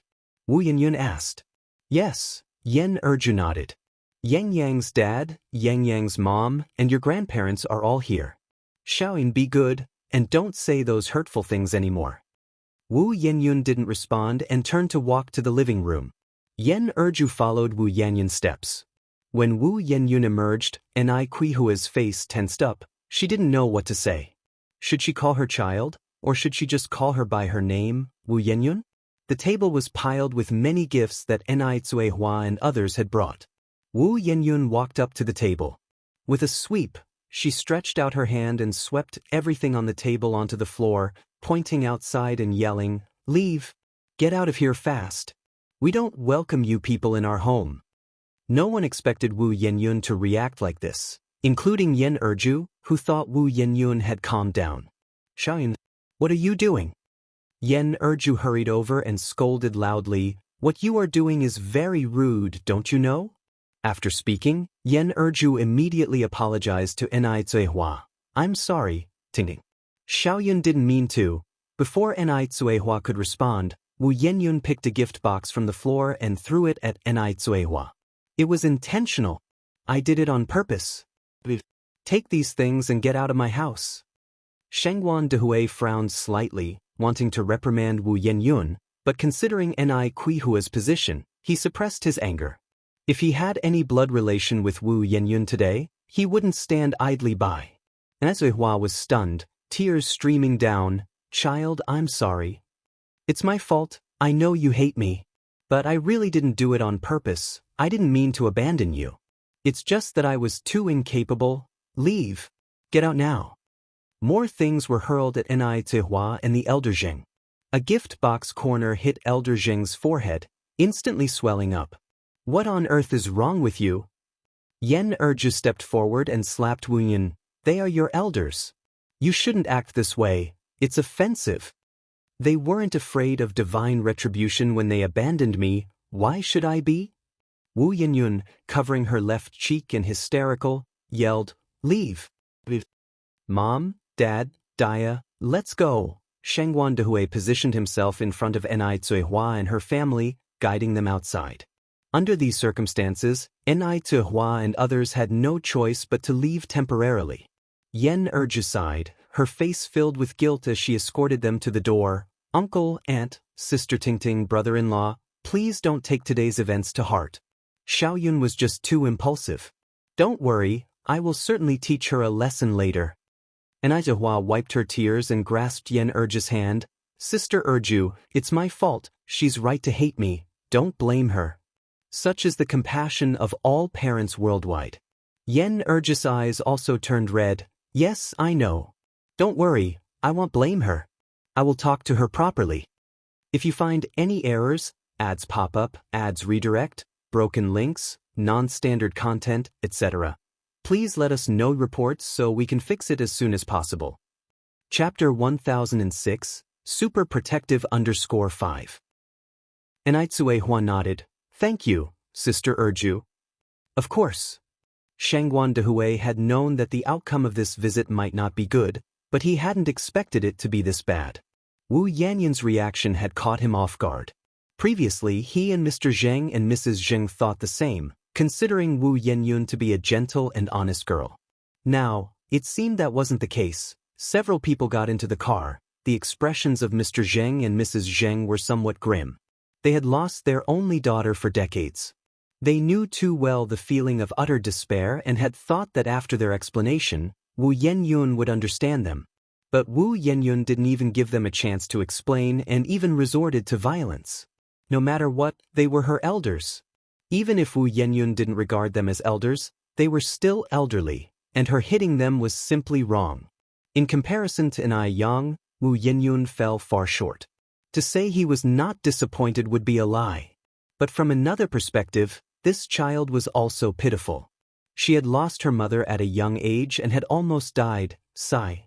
Hopefully, the child can find her way out of this dead end soon. Enai Cuihua then said, "Dehui, Dad, Mom, let's not tell Yang Yang about what just happened." Knowing Enai Yang's temperament, if she found out what Wu Yenyun did, she definitely wouldn't let it go. After all, Enai Yang was a very protective person. Shengguan Dehui didn't say anything. Enai Cuihua nudged Shengguan Dehui's arm. "Dehui, did you hear me?" Shengguan Dehui sighed. "I know." Hearing this, Enai Cuihua turned to look at Mr. and Mrs. Zheng in the back seat. "Dad, Mom, you mustn't tell Yang Yang either." Mr. Zheng and Mrs. Zheng nodded. At the Wu family house. Erju scolded Wu Yenyun severely. Xiaoyun, you really disappointed me today. How could you resort to violence? No matter what, they are your elders. Especially considering Mr. Zheng and Mrs. Zheng's age, did you even think about the consequences before throwing things? Xiaoyun, murder doesn't even go this far. Think about what you've done. After saying this, Erju stopped caring about Su Xiaoyun and turned to walk to her room. Wu Yenyun stood there, reeling. Was she wrong? Really wrong? Did she deserve to be abandoned? Discarded by people and still expected to smile and say it didn't matter, that she didn't care? She is human. Not a toy to be tossed around. Meanwhile, Ni Yang went to Bingjiyufu to do some accounting. It had been a while since she last did so, and after making the rounds, she reaped a huge profit that she could hardly stuff into her backpack, also carrying 2 plastic bags. As soon as she left the mall, she saw Xiaozhou. Brother Yang, where are you coming from? Xiaozhou greeted him. I went to Bingjiyufu to do some accounting. Did you come to browse the mall? Ni Yang raised his eyebrows slightly. Yeah. Xiaozhou nodded. By the way, what are you carrying that's so heavy? Money, Ni Yang didn't conceal it. Xiaozhou unbelievingly said, Come on, Brother Yang, don't joke. I'm serious. Who would use 2 broken plastic bags to carry money? If there was really that much money, wouldn't one need to be fully armed and able to walk so boldly on the street? It really is money. Ni Yang seriously said, I'm actually on my way to deposit it in the bank. Xiaozhou looked at Ni Yang incredulously. Do you think I look like a fool? Ni Yang nodded. Quite so. With that, Ni Yang handed Xiaozhou a plastic bag. If you don't believe me, see for yourself. Xiaozhou took the plastic bag. Indeed, just as he had expected. It was quite heavy. As Xiaozhou carried it, he opened a corner to look inside. His expression changed. Damn, it really was money. Ni Yang hadn't lied to him. Is this money real or fake? Xiaozhou swallowed hard. Manufacturing and distributing fake currency is illegal. I'm a law-abiding good citizen, Ni Yang spoke lightly. Xiaozhou immediately envied Ni Yang officially. Damn, he was so good at making money. Even though his detective agency earned a decent amount each day, compared to the speed at which Ni Yang made money, it was merely a drizzle, hardly worth mentioning. Ni Yang looked unfazed, as if accustomed to big scenes. Xiaozhou then said, You, a lady, carrying so much money on the street is too unsafe. Let me take you to the bank. If you find any errors, ads pop up, ads redirect, broken links, non-standard content, etc., please let us know reports so we can fix it as soon as possible. Chapter 1007, Super Protective _6. Ni Yang turned his head to Xiaozhou. Are you sure you can beat me? Xiaozhou, that's a personal attack. Though I can't beat you, I can watch the money for you while you're fighting. Let's go, Ni Yang laughed. After the money is deposited, I'll treat you to a meal. Great. Xiaozhou followed up. But you really trust me to carry the money for you? Aren't you afraid I'll run off with it? Ni Yang raised an eyebrow slightly. We're all brothers. What's there to fear? The phrase, we're all brothers, inexplicably made Xiaozhou very happy. Being trusted by someone felt really good. Big Brother Yang, now that you've made so much money, remember to treat me to a big meal. I want to go to Gus Tianxiang to eat. With a casual wave of his hand, Ni Yang said generously, Sure, no problem. Do you have a membership card? Asked Xiaozhou. Yeah, Ni Yang nodded. I not only have a membership card, but I can also give you one. Really? Xiaozhou was so thrilled he could almost fly. Big Brother Yang was true to his name. His connections were too wild. He could even get a membership card to Gus Tianxiang. The bank staff had already grown accustomed to the sight of Ni Yang using plastic bags to carry money. Thus, whenever Shangguan Su arrived at the bank, the staff would immediately say, President, your sister has deposited 2 plastic bags and a backpack full of money today. Shangguan Su also greatly admired Ni Yang. She seemed like a fragile young girl incapable of harming a chicken, but her ability to make money was stronger than 10 strong men combined. Ni Yang took Xiaozhou to Gus Tianxiang to eat. After eating and returning home, it was already afternoon, and Yang asked about the result of Kuihua's visit to the Wu family today. And Tsuehua said, "Your second younger sister still holds a grudge and isn't ready to forgive us, but I don't blame her. She's never had a sip of milk since she was a child. If it hadn't been for Sister Urju, she might be dead by now." And Yang hugged Tsuehua and comforted her. "Mom, don't be sad. I don't think Yenyun is the kind of person to stick to her guns. After she calms down in a couple of days, they'll try talking to her. After all, she was her sister born of the same mother, and Yang still had a lot of faith in Wu Yenyun. And before, she and Wu Yenyun got along well?" And Tsuehua nodded. Shengwan Dehe looked at Yang with hesitation in his expression. "Dad, do you have something to say to me?" "No," Shengwan Dehue shook his head, "I'm just worried. What if Yenyun refuses to forgive us? Would your mother regret it for the rest of her life?" And Yang furrowed her brow slightly. "If Yenyun really doesn't want to acknowledge us, then let it be. Rather than making a scene on both sides, it's better to part on good terms. All we need to do is fulfill our duties, leave the rest to fate, and avoid living with regrets." As for Tsuehua, as long as she learned that her second daughter wasn't dead and was living well, that would be enough. No matter what, these mistakes weren't caused by her, and no amount of guilt could change that. Finishing, Yang continued, "But based on what I know about Yenyun, she doesn't seem to be the type to be unreasonable." And Yang had known Wu Yenyun for almost half a year. In her understanding, Wu Yenyun had always been a kind, simple, and empathetic girl. As long as she was given time to process everything, Yang believed she would understand. Shengwan Dehue nodded.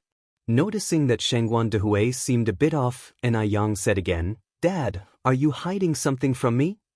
She always felt there was something strange about Shengwan Dehue that evening.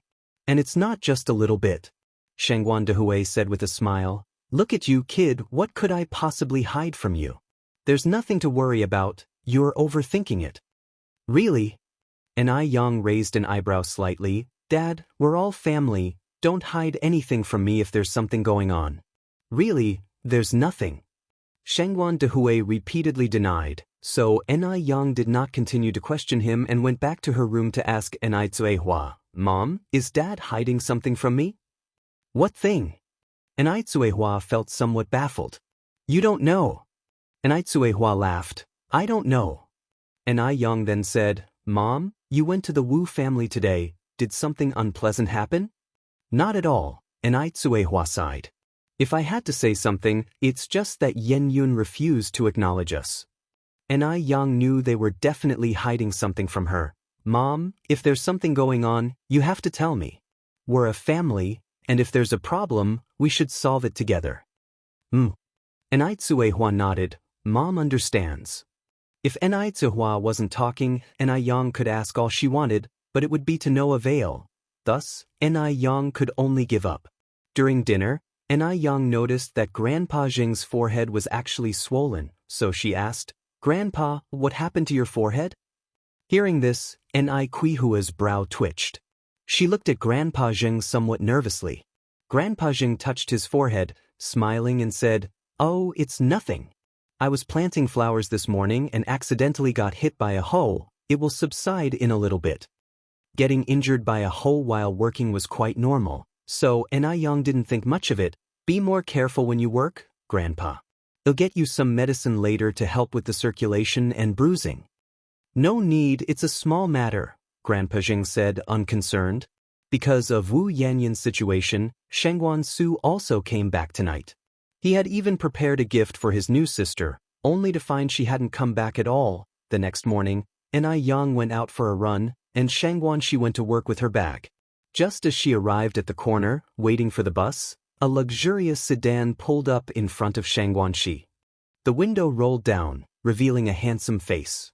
"Hello, Shengwan Xiaoxi." Seeing who it was, Shengwan Shi was amused. "Wu Chenjun, when did you get back?" The person was Wu Chenjun, who had grown up with Shengwan Shi since childhood. The last time, Grandma Jing had even talked about matchmaking Shengwan Shi with Wu Chenjun. But Shengwan Shi and Wu Chenjun were far too familiar with each other, having seen each other in split pants as kids, There was simply no spark, so Shang Guanxi refused. After graduating from high school, Wu Chenjun had spent a few years abroad, so he was dressed very fashionably and sometimes even burst out with a few sentences in English. I came back a week ago. Shangguan Xiaoxi, you don't care about me at all. You didn't even know when I came back. As soon as I got back, my grandma told me that your whole family had moved to the middle of nowhere, and I couldn't believe it was true. Shangguan Shi slapped Wu Chenjun on the back. What do you mean by the middle of nowhere? Let me tell you, this place is great. The mountains are green, the water is clear, and the birds sing beautifully. Although she had only moved to Jinghua village a few months ago, Shangguan Shi had completely fallen in love with the place. Wu Chenjun brushed off Shangguan Zai's hand. Where are you heading? Let me give you a lift? If you find any errors, ads pop up, ads redirect, broken links, non-standard content, etc., please let us know reports so we can fix it as soon as possible. Chapter 1008. Eyesight is poor. Shangguan Shi pulled open the car door without any courtesy. I have to go to work, just on Goldie Road. Got it. Wu Chenjun sat up straight. Fasten your seatbelt. Shangguan Shi quickly buckled up. Let's go. Wu Chenjun turned his head to look at Shangguan Shi. I heard from my grandma that you've got a boyfriend? Yes, Shangguan Shi nodded. And you're not getting any younger. Haven't you thought about finding a girlfriend? Wu Chenjun laughed with self-admiration. Someone as outstanding as me is simply too much for the average girl. Heh, Shangguan Shi said speechlessly. After all these years, your skin seems to have gotten thicker, comparable to the corner of a city wall. I'm serious. Wu Chenjun added. Shangguan Xiaoxi, I hear your family isn't too happy with your boyfriend? You know about that? Shangguan Shi was surprised. Wu Chenjun kept his hands on the steering wheel. You underestimate me. Is there anything in Sijio City that I don't know? Wu Chenjun was a smooth operator and had a way with his peers. All he had to do was lift a finger to find out what he wanted to know. Starting to boast again, Shangguan Shi continued, actually my boyfriend is really nice, but my family has some misunderstandings about him. Wu Chenjun kept his eyes straight ahead. Sometimes you can't tell by appearances. Shangguan Xiaoxi, you've always been a little naive. Be careful not to be deceived by people with ulterior motives. Wu Chenjun knew Shangguan Shi all too well. She was beautiful but unfortunately not quite emotionally savvy. Otherwise, she wouldn't have stayed single for so many years. That's not going to happen, Shangguan Shi laughed. Zuoling isn't that kind of person. Zuoling? Wu Chenjun said, that's your boyfriend's name? Yeah, Shangguan Shi nodded. Wu Chenjun continued, elders have seen and experienced more than us. Their life experiences are more abundant. If your whole family says Zuoling isn't good enough, then he might really have a problem. Shangguan Xiaoxi, this is a serious matter. I hope you'll take it seriously. It's about being responsible to yourself and your family as well. Shangguan Shi was not only lacking in emotional intelligence but also very naive, easy to be deceived by men. Shangguan Shi teased, Tisk tsk, such grand principles. Wulao-san, spending time abroad has changed you. It seems it's a great opportunity to develop oneself. The old Wu Chenjun used to be irresponsible, never this serious. Call me third brother. Show some respect. Wu Chenjun tapped Shangguan Zai's head and said with seriousness, Shangguan Xiaoxi, if Zuoling ever dares to bully you, tell me, and I'll beat him up for you. Shangguan Shi looked down, fiddling with the zipper of her down jacket. Don't worry, that day will never come. Zuoling was a gentleman. He would never do something like mistreating a woman. It seemed that Shangguan Shi was truly in love with that Zuoling. Wu Chenjun sighed softly, changing the subject. How is your stepmother treating you? What stepmother? That sounds so harsh. My mom treats me better than her own daughter. Shangguan Shi said. Really? Wu Chenjun expressed skepticism. Shangguan Shi nodded. Really, my mom is really good to me. Otherwise, do you think I would have come here with my dad? I'm not a 3-year-old girl. That's good to hear. Wu Chenjun breathed a sigh of relief. Soon, the car arrived at Goldie Road. Wu Chenjun, with gentlemanly grace, went around to the passenger side to open the door for Shangguan Shi. Thanks, Wulao-san. Yo, Shangguan Xiaoxi, when did you become so polite? Wu Chenjun habitually fastened her scarf. Wu Lao-san, haven't you heard of not getting too close to the opposite gender? Shangguan she took a step back. Wu Chenjun's expression stiffened for a few seconds, then returned to normal, smiling. Shangguan Xiaoxi, look at yourself, where do you even look like a woman? Still talking about not getting close to the opposite gender. After he finished speaking, he stepped over, hooked his arm around Shangguan Zai's neck, and patted her head. Talking about not getting close to the opposite gender, we knew each other back when we were still wearing split pants. Don't give me that nonsense. Shangguan Shi, being a girl, didn't have the strength to match Wu Chenjun. Wrapped tightly in his hold, she couldn't move an inch. If you find any errors, ads pop up, ads redirect, broken links, non-standard content, etc., please let us know reports so we can fix it as soon as possible. Chapter 1009. Poor eyesight _2. Wu Chenjun, let go of me. You're practically choking me to death. Wu Chenjun held tightly onto her neck, a faint fragrance lingering around his nose. If he paid attention, he'd notice it was the scent of roses. Will you stop saying men and women shouldn't get too close now? I won't say it anymore, I promise I'll never say it again. Swear it. Wu Chenjun persisted. All right, I swear. Shangguan she held up 3 fingers. Only then did Wu Chenjun let her go. Fine, young master will forgive you this once. You're so annoying. Shangguan she rolled her eyes at Wu Chenjun. You've messed up my hair. Wu Chenjun walked up to Shangguan Shi and stopped, leaning in to straighten her hair. If it's messed up, just fix it, right? Shangguan Zai's eyes darted around, and seizing the opportunity, she stamped hard on Wu Chenjun's foot and then swiftly ran towards the workplace. Wu Chenjun watched her retreating back, whistling with a somewhat spoilt young master's air. Just then, Zuoling ran over from the other side and, seeing Shangguan Zai's back, called out with a laugh, Xiaoxi, wait for me. Hearing Zuoling's voice, Shangguan Shi waved with a smile, Zuoling, this way. Zuoling? Is this Shangguan Zai's boyfriend? Wu Chenjun narrowed his eyes, his left hand in his pocket, somewhat baffled why Shangguan Shi had taken a liking to such a guy. Poor eyesight? It seemed Shangguan Shi might need a pair of glasses. Wu Chenjun, slightly irritated, took out a pack of cigarettes from his pocket. At that moment, Zuoling glanced back at Wu Chenjun. Xiaoxi, you know that comrade? Shangguan Shi looked back at Wu Chenjun and nodded. He's a friend who grew up with me. Zuoling expressed his surprise. I saw him driving a car. If Shangguan Zai's friend was this wealthy, did it mean Shangguan Zai's family was also wealthy? Was everything he had seen at Shangguan Zai's house last time real?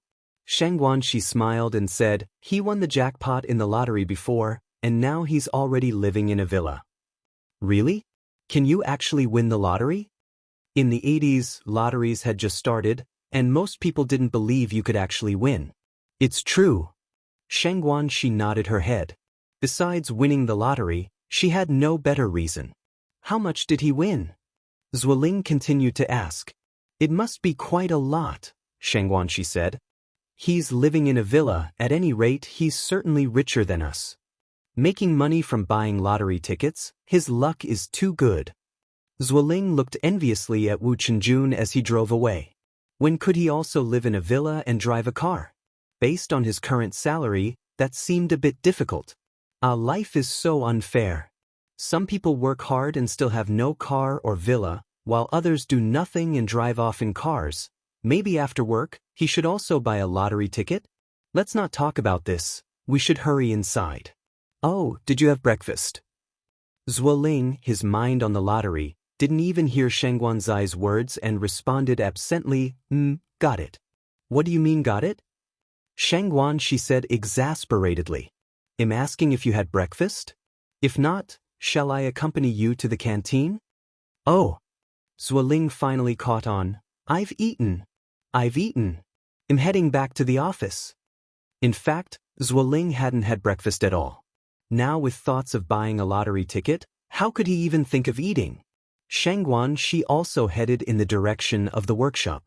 School had a test today, so Yang took a trip there, and incidentally brought Bing Jiu Fu for Zhang Qiuing. Thank you so much, Yang Yang. Zhang Qiuing took out some money and handed it to Ni Yang. Ni Yang smiled as she handed the 10 yuan back to Zhang Qiuing. We're all classmates, let's just call it an even number. One set of Bing Jiu Fu cost 210 yuan, but Ni Yang only charged 200 yuan. Zhang Qiuing refused. Oh, no need, you bought this with money. You can't be at a loss. It's okay, I'm very familiar with the owner of Bing Jiu Fu, what's 10 yuan less? Then I'll not stand on ceremony. Seeing that Ni Yang wasn't just being polite, Zhang Qiuing accepted the 10 yuan. Presently, Li Huilan excitedly ran in from outside. It's snowing. It's snowing outside. Really? Ni Yang looked back in surprise. Really, really? Li Huilan said, I just came back from outside. It's snowing heavily. If you find any errors, ads pop up, ads redirect, broken links, non-standard content, etc., please let us know reports so we can fix it as soon as possible. Chapter 1010, Poor Vision _3. I'm going to check out the corridor outside, Ni Yang said as she arrived at the hallway, and outside, it really was snowing. The big, flaky snow and willow catkin-like snowflakes were floating down from midair, piling a thin white layer on the ground. The snowy weather always seemed to put everyone in a wonderful mood. Ni Yang turned to look back at the dormitory.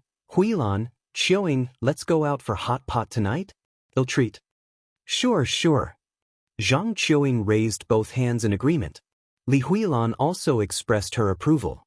After the evening test, Ni Yang took her 2 roommates out for hot pot. As the 3 of them stepped out of the school gate, they saw a black sedan parked outside. In those times, when sedans were not as common as in the future, they stood out significantly. Just then, the car door opened, and a tall man emerged, unfolding an umbrella as he stepped out. With one hand holding the umbrella and the other in his pocket, his thin lips pressed tightly together, his chiseled face bore no particular expression. He seemed to embody the snow and wind, and the aura of aloofness and prestige emanated from his every move. Against his backdrop, the snowy scenery and people behind him became lifeless props. Li Huilan and Zhang Qiuing were both stunned. He was incredibly handsome. Brother Mo. Ni Yang's eyes lit up at the sight of the newcomer. Yang Yang, Mo Qishan strode toward her. Seeing this, Li Huilan and Zhang Qiuing exchanged glances, both seeing the confusion in each other's eyes. Aren't you cold? Mo Qishan casually pulled Ni Yang's hand into the pocket of his trench coat. Not cold, Ni Yang shook her head. Oh, let me introduce you, brother M. These are my roommates, Zhang Qiuing and Li Huilan. With that said, Ni Yang continued, Huilan, Qiuing, this is my boyfriend Mo Qishan. So he's her boyfriend. No wonder he's so handsome. And there's such a perfect match. Hello, I'm Zhang Qiuing. I'm Li Huilan. Mo Qishan nodded slightly. Hello, I appreciate how you've taken care of Yang Yang these past days. At this, Zhang Qiuing and Li Huilan felt a bit embarrassed. It wasn't that they took care of Ni Yang, but rather she took care of them. Ni Yang's boyfriend sure knew how to speak well. After a moment, Mo Qishan looked at Ni Yang. Where were you all heading? Let me give you a lift. We were thinking of going out for hot pot, Ni Yang nodded. Get in the car then. Mo Qishan turned and opened the door. Ni Yang sat in the passenger seat while Li Huilan and Zhang Qiuing took the rear. What do you think about Yang Yang's boyfriend? Zhang Qiuing nudged Li Huilan's arm and asked in a low voice. I think he's really good, Li Huilan replied. Zhang Qiuing nodded. I think he's really good too. But I didn't expect Yang Yang to have a boyfriend. It makes me want to start dating too. But the boys in our school, not one catches my eye. Zhang Qiuing preferred someone more mature, handsome, and charming. Li Huilan continued, Yang Yang's boyfriend must be rich, right? Their family couldn't even afford a bicycle, and here Mo Qishan had a car. It was incomparable. Do you know how much this car costs? Zhang Qiuing asked. Li Huilan thought for a moment, maybe 10 or 20,000 yuan? Zhang Qiuing laughed. 10 or 20,000 yuan? That would only get you a wheel. My dad also wanted to buy this car, but it was too expensive, so he gave up and bought a car for 30,000 yuan instead. So how much does this car cost? 80 or 90,000 yuan. What kind of amount was 80 or 90,000 yuan? Based on current wages, you couldn't save that amount even if you didn't spend a cent for 70 or 80 years. 80 or 90,000 yuan would get you 4 wheels, said Zhang Qiuing. What? Li Huilan's mouth fell open, clearly hampered by her poverty. Zhang Qiuing went on, this car is imported from Y country and it costs 270,000 yuan after taxes. 270,000 yuan. Li Huilan's face was full of shock, and her look towards Ni Yang and Mo Qishan changed completely. Zhang Qiuing thought her family was well off, after all, they owned a sedan. But in front of Mo Qishan, their wealth was insignificant, not even worth mentioning compared to his. Beijing truly was Beijing City, rightly the imperial city of old. So what do you think he does? Li Huilan asked curiously. Zhang Qiuing replied, judging by his accent, he must be a local from Beijing. As for what he does, I'm not sure, but one thing is clear. What? If you find any errors, ads pop up, ads redirect, broken links, non-standard content, etc., please let us know reports so we can fix it as soon as possible. Chapter 10-11, Poor Vision _4. Definitely an office worker, you can tell by the way he dresses. Li Huilan nodded.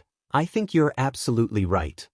Qiuing continued. When I first came to Beijing for school, my mom told me it's best to find a boyfriend from Beijing because they are well off. Huilan, if you're looking for a boyfriend, you definitely have to find someone from Beijing. Upon hearing this, Li Huilan bashfully lowered her head. I already have someone I like. Who? Qiuing curiously asked. Someone from our school? Li Huilan shook her head. No, he's from the university next door in Beijing. Oh, Qiuing nodded. Have you confessed your feelings to him yet? Li Huilan blushed. Oh my, let's not talk about that. The car was fast, and they soon arrived at the Hot Pot restaurant. The Hot Pot restaurant was located in the bustling city center, and as it happened to be a snowy day, the place was very lively. The shopkeeper knew Mo Qishan and greeted him enthusiastically. Mr. Mo, you're here. Please come this way. The shopkeeper led them to a private room on the 3rd floor.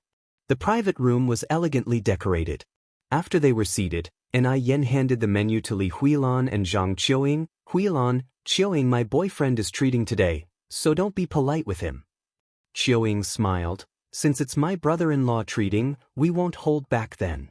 Qiuing, a year older than Ni Yen, and Li Huilan, also older due to starting school late.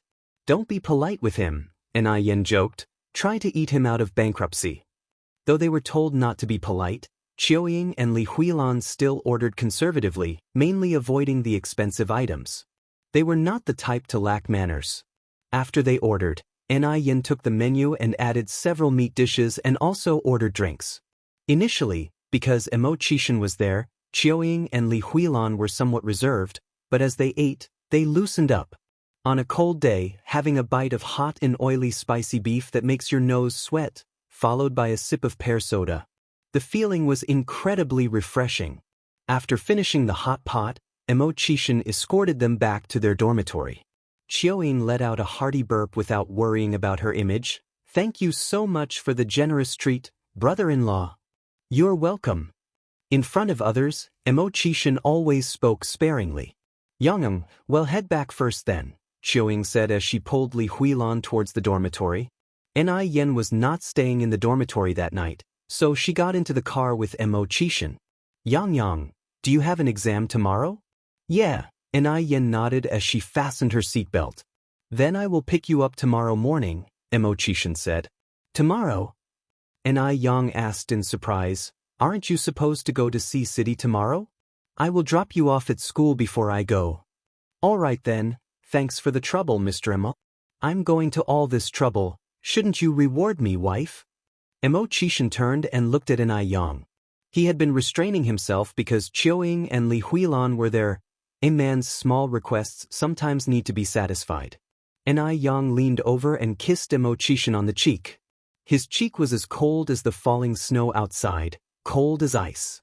Just then, Mo Chishan suddenly turned around, their lips met, and a wrist with a watch firmly held the back of her head. Look at the road. The sound of the brakes echoed, and the black car stopped at the side of the road. Fortunately, it kept snowing and the road wasn't icy, otherwise, Mo would have definitely turned the car over. After a while, the car started up again. Yen straightened her messy hair and looked back at Mo Chishan. You are not allowed to do that again. Do you know how dangerous that was? What am I not allowed to do? Mo Chishan raised an eyebrow slightly. What do you think? Playing dumb, Mo Chishan said. How would I know, wife? Why don't you demonstrate it again to help jog my memory? Yang stretched out a hand and firmly twisted Mo Chishan's ear. She did not hold back at all, causing Mo Chishan's ear to turn red instantly. Ancestor, I was wrong. Are you going to be cheeky again? Yen raised an eyebrow. No more. Really? More real than real gold. Then I'll let it slide this time. Yen withdrew her hand, satisfied. On the way back, the car was driven slowly. What was normally a 30-minute drive to Jinghua village took Mo Chishan an entire hour, and they still hadn't arrived. If you find any errors, ads pop up, ads redirect, broken links, non-standard content, etc., please let us know reports so we can fix it as soon as possible. Chapter 10-12, Poor Vision _5. But Yang wasn't in a hurry. There were no electronic devices to pass the time in this era, and going back too early wouldn't matter anyway. Plus, sitting in the car and looking at the snow outside felt particularly romantic. By the way, Yang, have we recognized our second sister? Mo Chishan asked. Not yet. Yang shook her head and continued. The day before yesterday, my parents and both grandparents went to the Wu family's place, but Yenyun is very resistant to this matter. She's unwilling to acknowledge us. I plan to find a time to talk with her. Mo Chishan kept his gaze fixed ahead, as if the result didn't surprise him. If we really can't recognize her, then let's not, Mo Chishan went on. Some people just like to exaggerate everything. They never understand what contentment means. Yang, as the elder sister, had already done enough.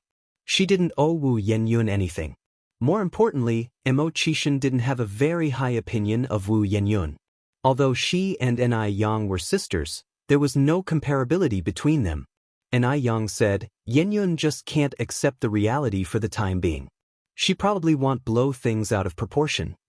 Mo Chishan turned his eyes to Yang. As an abandoned infant, it's natural for Wu Yenyun to harbor hatred. After all, she was the one who got thrown away. We don't know what she's been through over the years. But she shouldn't be unreasonable and cling to the issue after understanding the whole story. After all, in this matter, Enai was also a victim. In that environment, Enai had no way to resist. Moreover, throughout this period, Yang had been very good to the Wu family. She rented out her own house for the Wu family to live in, lent money to Wu family's parents to start a business. Without Yang, would the Wu family have their current situation? Would Wu Yenyun? Wu Yenyun was completely brainless. Yang sighed. Mo Chishan continued, did she show a bad attitude to your grandparents the day before yesterday? I'm not very clear about that, Yang followed up, but I don't think so. After all, the grandparents have nothing to do with this matter. Their willingness to visit shows that they care about her. Yenyun isn't the type to act thoughtlessly. It was understandable for Wu Yenyun to hate Enai. After all, Enai was her birth mother. However, if she also hated grandfather Zheng and grandmother Zheng, she would be completely unjustified. After all, grandfather Zheng and grandmother Zheng had only just found their birth daughter, and the hurt they suffered was no less than that of Wu Yenyun. Wu Yenyun was aware of that part of the past, so Yang believed that Yenyun wouldn't vent her anger on the elderly couple. Mo Chishan went on, I think the possibility is very high. Yang raised her eyebrows slightly. Mo Chishan spoke softly with his thin lips. Maybe it's a case of as the heart is, so is the countenance. Actually, I find Wu Yenyun a bit disagreeable. Wu Yenyun had a toughness about her that Yang lacked. Hey, Yang patted Mo Chishan's shoulder, that's my second sister you're talking about. Mo Chishan touched his chin. Yang, I think you should prepare yourself mentally in advance. This second sister may let you down. What nonsense. Ni Yang twisted Emo Kishin's ear. Yenyun isn't like that at all. Emo Chishin immediately begged for mercy. All right. I won't say it. They'll just stop. Before long, the car stopped at the entrance of the Ni family's courtyard. Emo Chishin opened the car door, holding up an umbrella. Yang, we have arrived. Ni Yang leaned out to get off the car. Emo Chishin handed the umbrella to Ni Yang. You should go inside quickly. It's late, I won't come in. Ni Yang nodded. Emo go, then you be careful driving back. I know, it's really cold outside, you should go inside quickly. Emo Chishin waved his hand. Ni Yang stood there without moving. I'll watch you drive off before I go in. In the past, it was always Emo Chishin watching her, now it was her turn to watch him. Emo Chishin rubbed Ni Yang's head helplessly. I'm leaving now. Get to bed early tonight. Ni Yang nodded. It was only after watching the car disappear into the snowy night that Ni Yang turned and walked towards the house.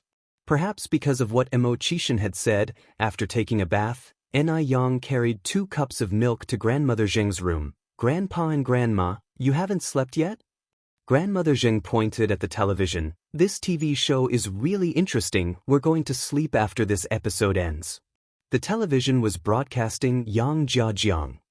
If you find any errors, ads pop up, ads redirect, broken links, non-standard content, etc., please let us know reports so we can fix it as soon as possible. Chapter 1013, Poor Eyesight _6. Ni Yang handed milk to both Elder Zheng and Elder Mrs. Zheng. Drinking a glass of milk before bed helps with sleep. As she finished, Ni Yang added, by the way, Grandpa and Grandma, how was Yanyun's attitude when you visited her the day before yesterday? Was she angry with you too? Elder Mrs. Zheng evaded the serious issue and lightly responded, she was abandoned at birth, so it's normal for her to be angry. Ni Yang raised her brows slightly. Did she really give you a cold look? No. Elder Mrs. Zheng shook her head in denial. Your godmother was very warm to us. Yenyun didn't give us a cold look. It's just that her attitude towards your mom wasn't very good. Oh, is that so? Ni Yang sighed in relief. It seemed the situation wasn't as complicated as Emo Chishin had described. She knew that Wu Yenyun was not the kind of person to be unreasonable. Yang, when are you planning to have a chat with Yenyun? Elder Mrs. Zheng continued to ask.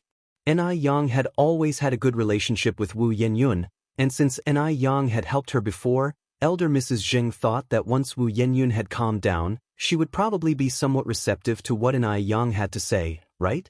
Ni Yang said, I'll go over when the winter break starts. Yenyun is just in her senior year this year, which is a critical time, and going now might distract her. By then, Yenyun would probably have calmed down a lot. And it was only a few days until the winter break started. Elder Mrs. Zheng nodded her head.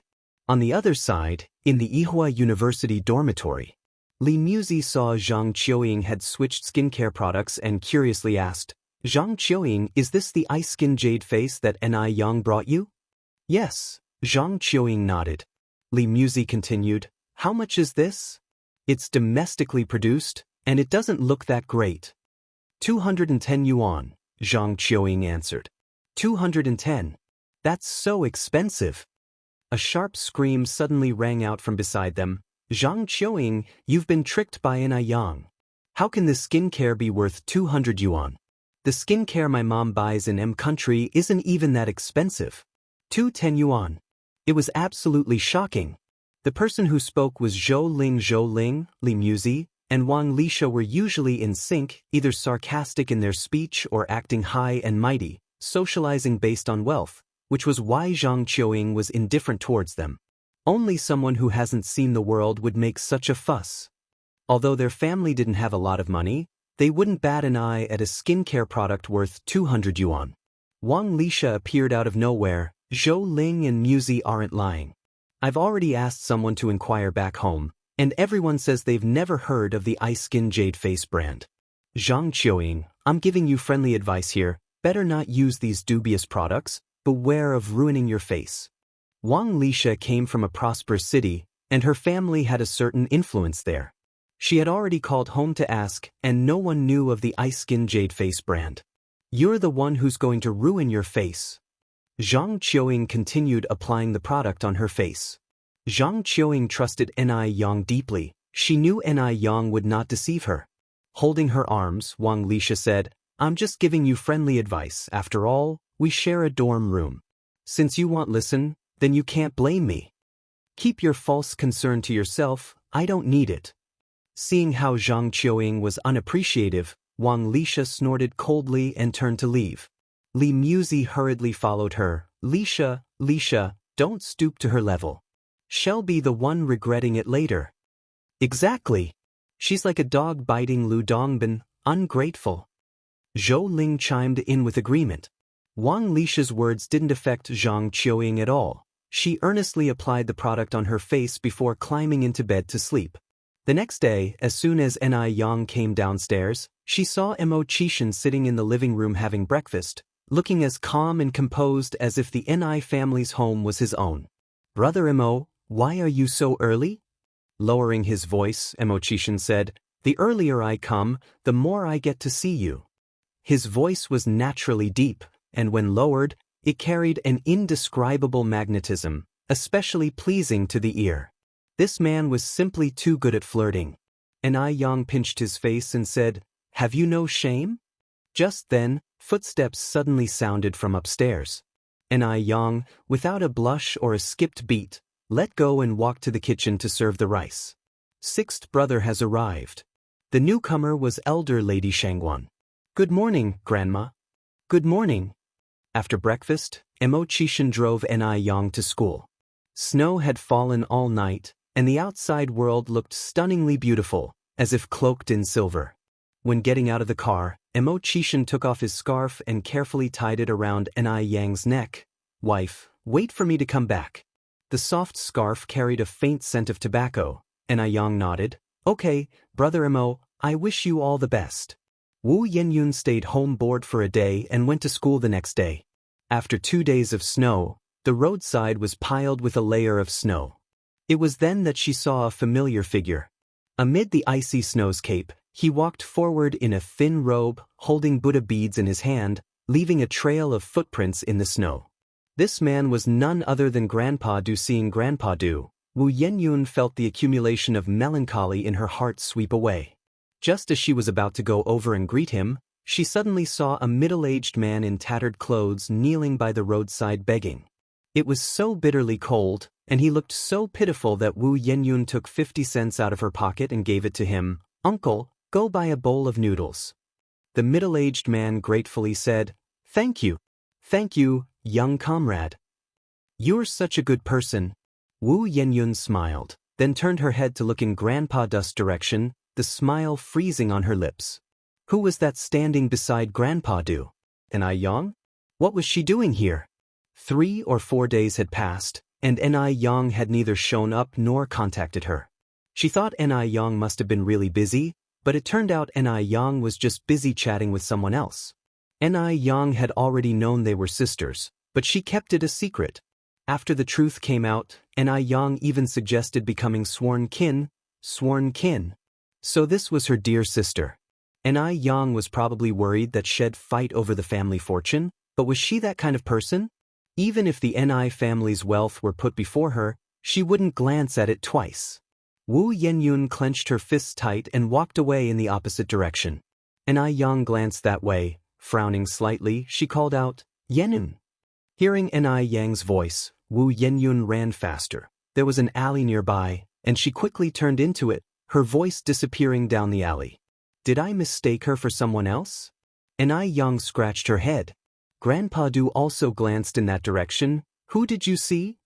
Ni Yang explained, My sister, Wu Yun. Did you just see her? Grandpa Du couldn't even remember what Wu Yenyun looked like. Even if he had seen her, he wouldn't recognize her. Twirling his Buddha beads, he said, You probably got it wrong. If it really was her, she wouldn't have had no reaction to your call. That's true. Ni Yang retracted her gaze and continued, It's so cold, aren't you freezing with so little on?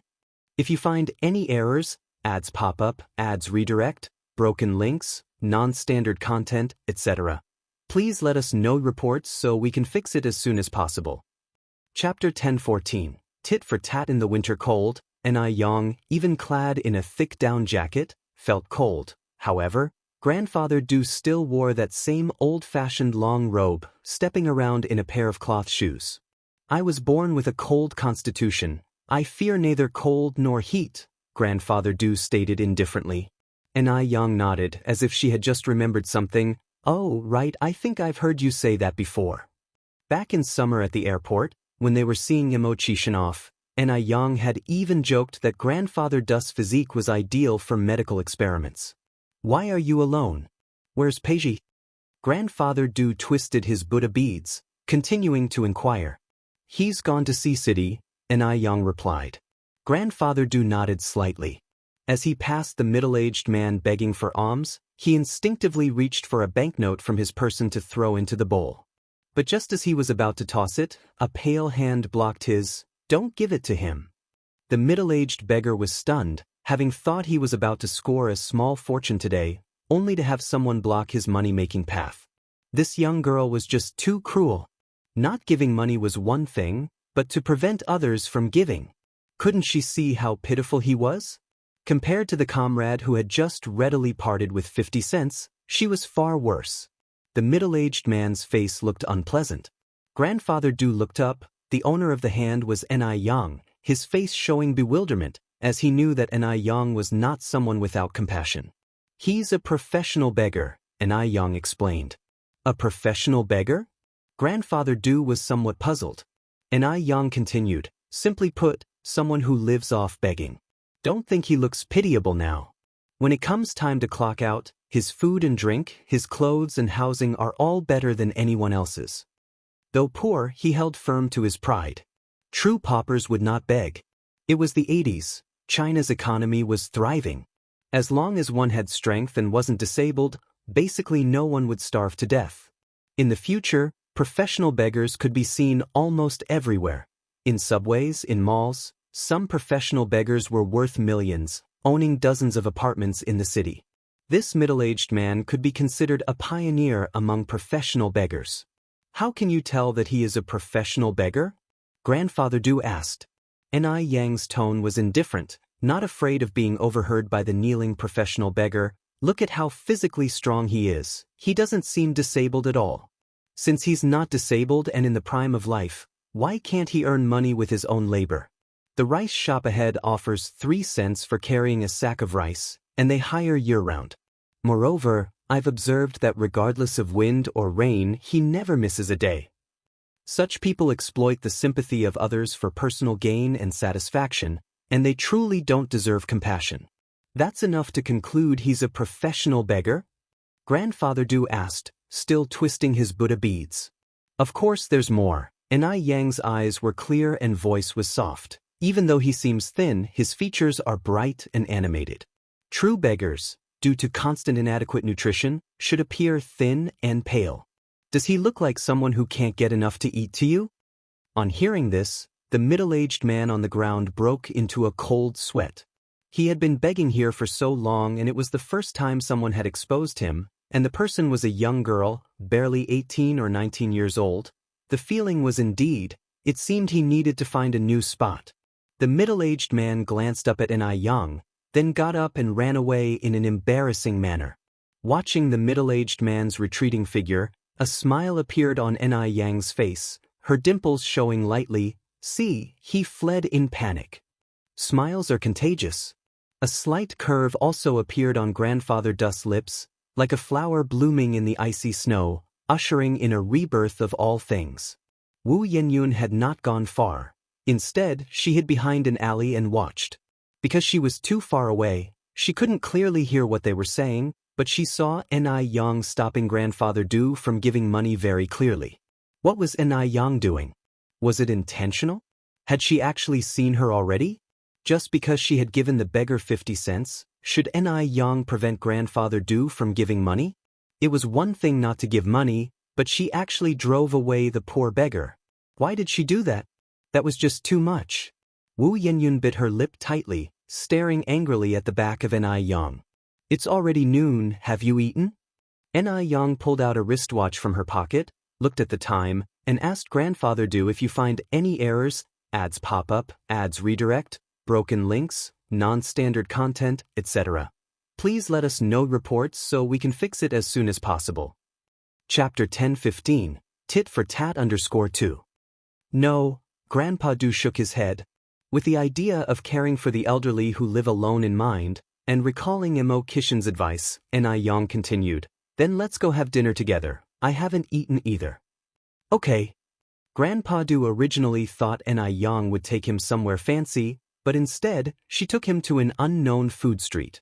In the cold weather, the food street was bustling with people and the scents of various foods mingled together. It was quite fragrant, but for someone like Grandpa Du who was accustomed to high-end hotels, it was somewhat uncomfortable, mainly because such roadside stalls couldn't possibly be very clean.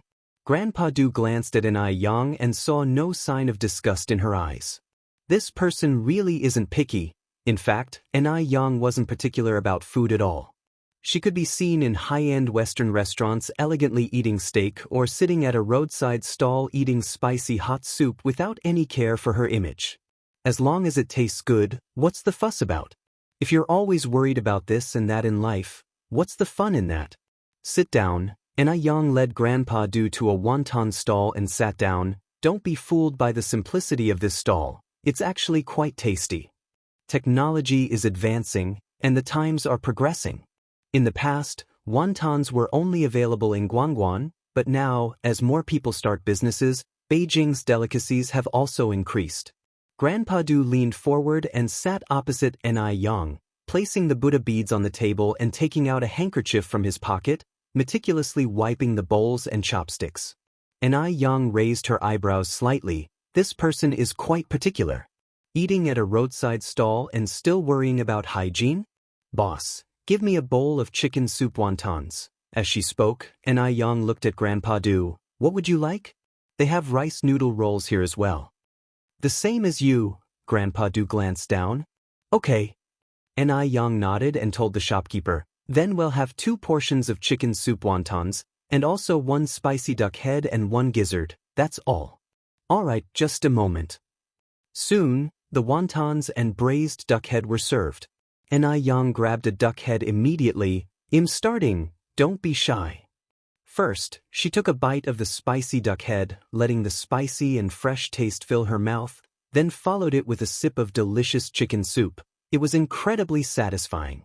Seeing Ni Yang's satisfied expression, Grandpa Du also picked up a duck head and took a bite. Although the taste wasn't as exquisite as that of the fancy places, it wasn't as bad as he had imagined. Try the gizzard too, it's also pretty good. Ni Yang finished a duck head and shifted her attention to the gizzards. They gradually felt warm while eating. Ni Yang took off her scarf and looked at Grandpa Du, whose forehead had no trace of sweat, envying his physique. After finishing their meal and leaving the food street, Ni Yang said, "How was it? The taste of the roadside stall isn't bad, right?" "Much better than I imagined." Grandpa Du fiddled with his Buddha beads. "Is this your first time eating at a roadside stall?" Ni Yang was somewhat surprised. Grandpa Du gave a slight nod. Ni Yang raised her eyebrows slightly. "Then you really are out of touch." "Out of touch? Is that used to describe men?" Grandpa Du smiled. "You have a way with compliments." As they walked and talked, just then, a little boy holding a snowball ran towards them, laughing as he tried to dodge an attack from a playmate. Kids really don't watch where they're going, and just as he was about to run into Ni Yang, before Grandpa Du could react, Ni Yang quickly steadied the little boy. "Slow down, be careful." The little boy looked up. "Well, this sister is so beautiful." His face instantly blushed. "Thank you, sister." And then he ran off quickly. Watching the little boy's retreating figure, Ni Yang smiled and said, "Kids are great, carefree." Grandpa Du nodded slightly, then asked, "If you had the chance, would you want to go back to being 5 or 6 years old?" "My childhood wasn't carefree." Ni Yang smiled with a twinkle in her eye. "A poor family's child has to mature early. She had to help with chores at the age of 5 or 6, and if she didn't do them well, she'd get beaten. There was no such thing as a carefree childhood. What about you? Would you want to go back to being 5 or 6 years old?" Yang asked in return. Grandpa Dust's lips curled slightly, his eyes looking distant. I probably wouldn't either. Some people's growth is full of hardships. Having grown up through so much, who would want to relive that pain all over again? If you find any errors, ads pop up, ads redirect, broken links, non-standard content, etc., please let us know reports so we can fix it as soon as possible. Chapter 1016. Tit for tat _3. If time could flow backward, he wanted to return to 3 years ago. To meet some people a bit earlier, and some events. But in this world, where is there talk of time reverting? Thinking of this, the smirk at the corner of Master Dust's mouth gradually turned into derision. Because Yang had other matters to attend to, she said goodbye to Master Du at the crossroads. Not long after Yang left, a little black bird flew over and landed on Master Dust's shoulder. You little rascal. How did you get here? Master Du extended his index finger and tapped the little bird's head. I'm hungry. Hungry. I'm starving. Duo snuggled against Master Dust's chin, seeking favor. Master Du pulled out a silk pouch from his waist. Upon seeing the pouch, the entire bird perked up. Master Du took out some bird feed from the pouch to feed Duo. You only think of me when you're hungry. A greedy bird. Does your owner mistreat you? Seeing Duo eating without looking up, Master Du chuckled. Yang put on a mask, dressed in disguise, and went to luxurious skincare to observe the employees' service attitude. Though luxurious skincare is now quite popular in Beijing and the effects are excellent, the service attitude must not be neglected. After all, in the future, many luxury brand clerks would get a bad reputation for their arrogance. Customers aren't coming to spend money to get mistreated, after all. Possibly because there was a commission involved, Yang visited 4 stores, and the service attitude in each was particularly good. They would actively explain the membership system to customers and promote skincare products suitable for the consumer's skin type. Of course, training played a part in all this. Before each employee started, Yang would arrange for a foreign instructor to provide training. The first point in the employee handbook was to avoid being snobbish. Do not look down on any customer. Even if a customer enters the store wearing patched clothes, they must be greeted with a smile. Yang was very satisfied with everything she saw and planned to give them a raise next month. Just then, a young woman came running toward the store in a hurry. She was so rushed that she didn't see the glass door in front of her. With a thud, she crashed directly into the glass door. Are you okay? Yang quickly helped her up. The young woman seemed to be in her early 20s, sporting the latest popular permed hair and wearing bright red lipstick, with her brows shaped like willow leaves and her eyes, like crescent moons, exceptionally spirited. However, she was dressed in a light blue work uniform, apparently having just gotten off work before rushing here. Yang suddenly remembered that today was the day Luxurious Skincare was selling a limited edition set, but by now, the limited edition product was already sold out. I'm fine, thank you, comrade. I've got to run, I have things to do. The young woman stood up and ran into the Luxurious Skincare store. After the young woman entered the store, Yang took off her mask, straightened her clothes, and followed inside. As expected, the young woman was there to buy Luxurious Skincare's limited edition gift box. Upon hearing from the employee that it had sold out, she said with surprise, "How could you have sold out so early? I've just gotten off work and haven't even changed my clothes."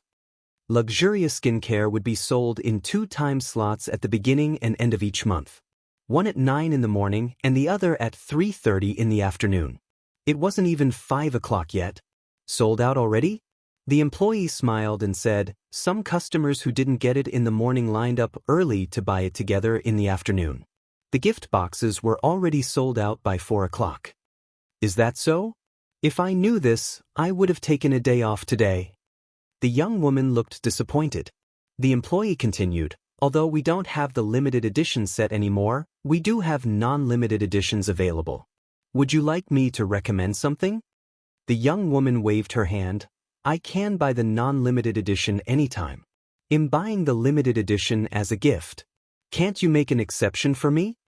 She really needed a box of Luxurious Skincare. The store manager spotted Ni Yang approaching and immediately greeted her, "Miss Ni, welcome." Ni Yang nodded her head. "Bring me a set of that limited edition."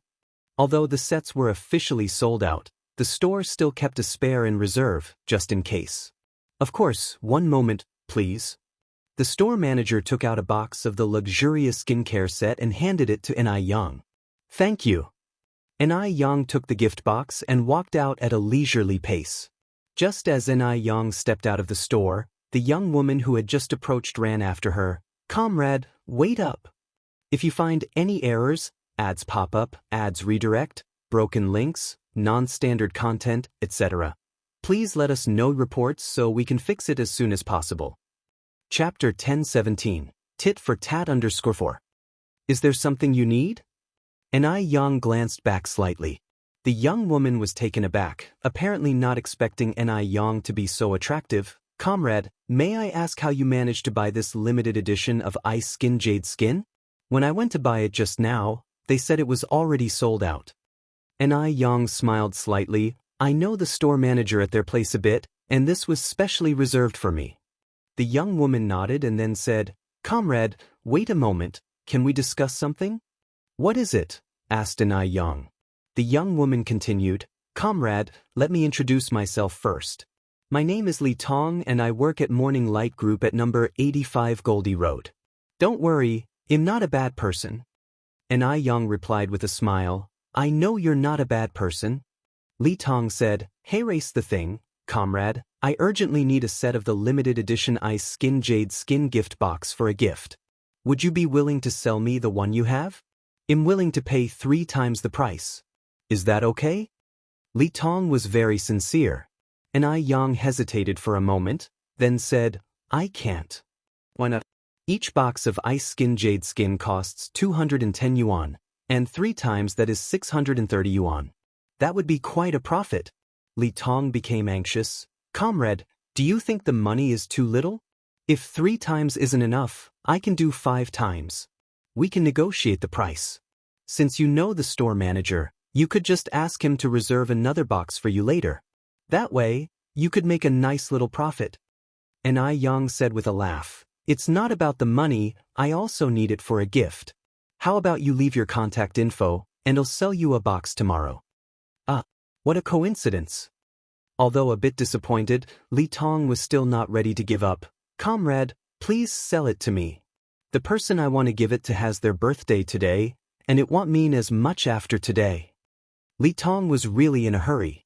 Li Tong had a relative who was difficult to talk to but very wealthy, and this relative was in their 50s, without children or a spouse. Whoever could win her favor wouldn't have to worry about money in the future. For a woman in her 50s, wrinkles are the enemy, and this relative also cared immensely about her appearance. The Ice Skin Jade Skin set included an anti-wrinkle cream. If Li Tong could give this as a gift today, she would surely win her relative's favor, which is why she was so anxious. Seeing Ni Yang still hesitant, Li Tong bit her lip and continued, "Comrade, I'll pay 10 times the price." 10 times? 210 yuan becoming 2,100 yuan. Li Tong's heart was bleeding. "All right then." Ni Yang handed over the gift box to Li Tong. Did she just agree? Li Tong was surprised, and also reflected inwardly that indeed, no one can resist money. "Thank you so much, comrade." Li Tong continued, "But I don't have that much cash on me right now, could you come to the bank with me?" Ni Yang shook her head, "Just give me 210. 210? Li Tong was stunned. Hadn't they agreed on 10 times the price? Had she heard wrongly? Ni Yang continued, "The original price of Ice Skin Jade Skin is 210 yuan. If I took 2,100 yuan from you, wouldn't that be extortion? You seem more desperate than me. Helping others is like helping yourself. Here, take it." Li Tong hadn't expected this response from Ni Yang, thinking to herself that this young lady was rather nice. She smiled and said, "Under circumstances where both parties are willing, this wouldn't be called extortion, you know? Comrade, are you sure you want to sell it to me for 210? Although pained by the thought of the 2,100 yuan, Li Tong wasn't one to go back on her word. Ni Yang nodded. "It's like making a new friend then. My name is Ni Yang, You can just call me by my name. Alright, then you call me by my name too. Li Tong took out 210 yuan from her pocket and handed it to Ni Yang. Ni Yang took the money, and they both left the mall together. Just as Ni Yang turned to leave, Li Tong suddenly called out, Ni Yang, wait a moment. Is there something else? Ni Yang turned around slightly. Li Tong fished out a notebook and a pen from her pocket. Ni Yang, what's your phone number? Do you mind leaving it with me? That way, we can keep in touch more often. Ni Yang knew the store manager of Ice Skin Jade Skin, and with that contact, Li Tong could buy as many boxes of Ice Skin Jade Skin she wanted anytime. That would be really convenient. Using limited edition items also tended to be good for networking. Li Tong felt that her luck today was incredibly good. If you find any errors, ads pop up, ads redirect, broken links, non-standard content, etc., please let us know reports so we can fix it as soon as possible. Chapter 10:18 Tit for Tat _5. Ni Yang wanted this exact effect and nodded, saying, alright. Then he recited a string of phone numbers. After memorizing Ni Yang's phone number, Li Tong tore a page from his notebook and handed it to Ni Yang. Ni Yang, this is my house's phone number. Okay, Ni Yang nodded slightly. The next day was Saturday, and Ni Zihua went to the Wu family. Having learned from the last experience, this time she didn't bring Old Master Zheng or Old Lady Zheng, nor did she bring Shengguan Dui. She came quietly. The door of the Wu family was closed. Ni Zihua stood at the door and knocked. Knock, knock, knock. After a short while, the door opened. The person who opened the door was Wu Dong. Seeing Ni Zihua, Wu Delong joyfully said, Andy Hua, you've come. Ni Zihua, smiling, handed the candies she was holding to Wu Dong. Dang, is your mom at home? Wu Delong shook his head. Mom went to Dad's company. Wu Jinshu was in charge of the construction site for Ni Yang at Jinghua Village. Someone had to supervise the construction company. Is your sister at home? Ni Zihua continued to ask. She's at home, just sister and us, Wu Delong answered. Ni Zihua nodded. Wu Delong then said, Andy Hua, please come in and sit. He then raised his voice and yelled towards the inside, Big sister. We have guests. Come out. Ni Zihua followed Wu Delong inside. Wu Yenyun and Wu Erlong came out of the room. Who's here? Yenyun, it's me. Ni Zihua emerged from behind. Seeing Ni Zihua, Wu Yenyun's expression instantly changed. The last person she wanted to see now was Ni Zihua. The sight of Ni Zihua reminded her that she was a child abandoned, and also brought back memories of her tragic past. Why are you here? Yenyun, Facing Wu Yenyun, Ni Zihua seemed a little flustered. I've already made it very clear last time, our family doesn't welcome someone like you, please leave immediately. Wu Yenyun pointed towards the door.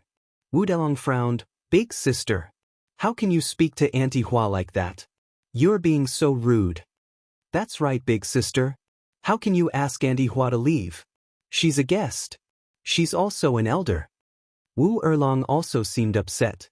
Ni Zihua had always been so kind to their family, how could Wu Yenyun act this way? Wu Yenyun looked down at her two brothers. This has nothing to do with you two, go back to your room. Wu Delong refused to go, and Wu Erlong also remained standing. Go back now. Under pressure, Wu Delong had no choice but to head towards the room, taking Wu Erlong with him. Just before they reached the room's door, he looked back at Wu Yun. Big sister. If you dare to be rude to Auntie Hua, when Dad and Mom come back, I am going to tell them. Let them punish you.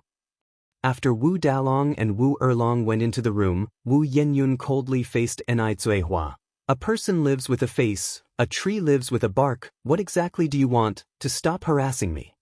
Ni Zihua, with tears in her eyes, said, Child, I know I've wronged you, what do I need to do to earn your forgiveness? No matter how Wu Yenyun treated her, this child was still the one she carried for 10 months. Not protecting her own child, it was her failure. She just wanted to compensate Wu Yenyun more. Forgive you? Wu Yenyun looked at Ni Zihua, her lips curling with sarcasm. From the moment you abandoned me, I will never forgive you again. Since you decided to throw me away at the beginning, why pretend now? It really makes me sick. Sick, so her own daughter found her disgusting. And Ai Zuehua felt as if a knife was cutting through her heart. Yenyun, don't be like this. Listen to my explanation. At that time I had no choice. The Mu family valued boys over girls. She had resisted, but resistance only resulted in a severe beating. At that time, Ni Yang was still young, and her family wasn't supportive, so she could only watch as her newborn daughter was discarded. Her daughter was discarded, and she felt more tormented than anyone. No choice? No choice allows you to throw away your own daughter? Did you ever think, I am a human life? If I hadn't been picked up by my mom, I'd be dead by now. You have no rights to my forgiveness. Everyone urged her to let go of the past, to try and understand Ni Quihua's hardships. They said it lightly because none of them were the ones who were abandoned. They will never understand her pain. If you find any errors, ads pop up, ads redirect, broken links, non-standard content, etc., please let us know reports so we can fix it as soon as possible. Chapter 1019, Tit for Tat _6. I'm sorry. And Ai Zuehua took out a passbook from her bag. This is some money I've saved over the years. The password is your birthday.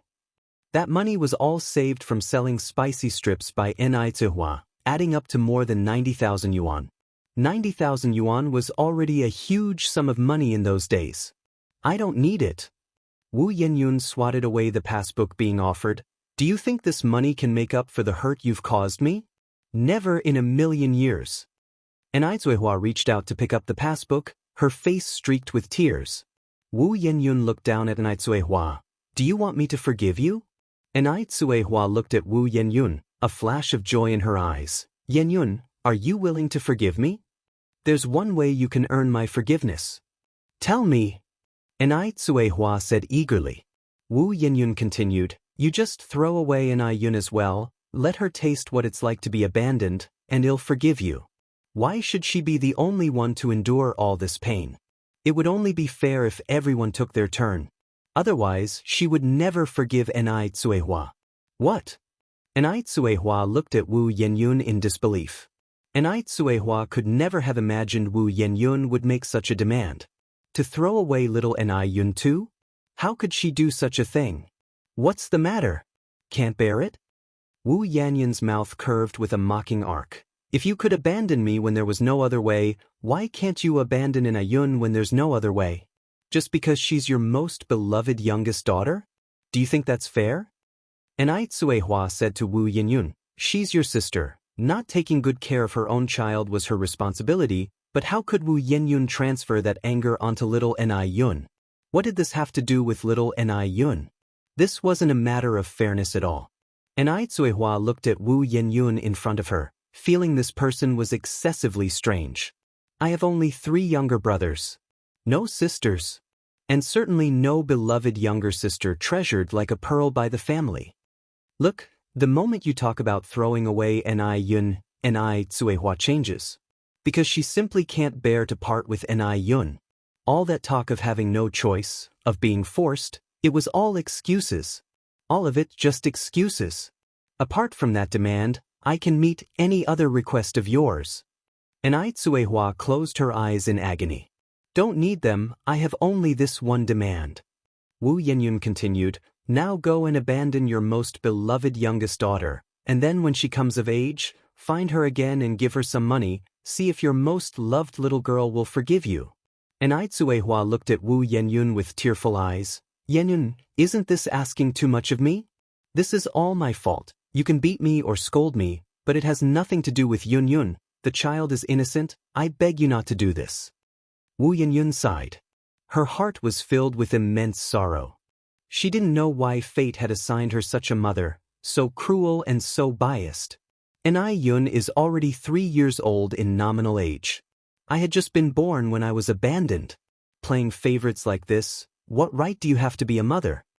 Ai Zuehua cried inconsolably, barely able to utter a complete sentence. Wu Yenyun continued, since you don't want to abandon Ai Yun, then he'll step back. Ai Zuehua looked up at Wu Yenyun. If you don't want to abandon Ai Yun, then drive Ai Yang out of the house, sever the mother-daughter relationship, and from now on live your lives completely apart.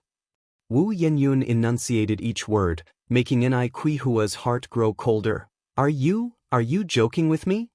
How could she possibly sever the mother-daughter relationship with Ni Yang? She couldn't do it. If it hadn't been for Ni Yang bringing her back from Dam Village, would she even have her current life? If it were Ni Yang standing in Wu Yanyan's shoes today, would Ni Yang be so aggressive? The answer was clear. Ni Yang definitely wouldn't act this way. I'm serious. Wu Yenyun continued, if you really were a fair mother, if you truly intend to acknowledge me as your daughter, then you should let your other daughter experience the pain I went through back then. If Ni Zuihua was willing to break with Ni Yang, then she would be willing to forgive Ni Zuihua. It was a matter of how much she mattered to Ni Zuihua. She was just returning the favor. Ni Zuihua looked at Wu Yenyun with a heart-wrenching pain and said, she's your sister. Child. She's your sister.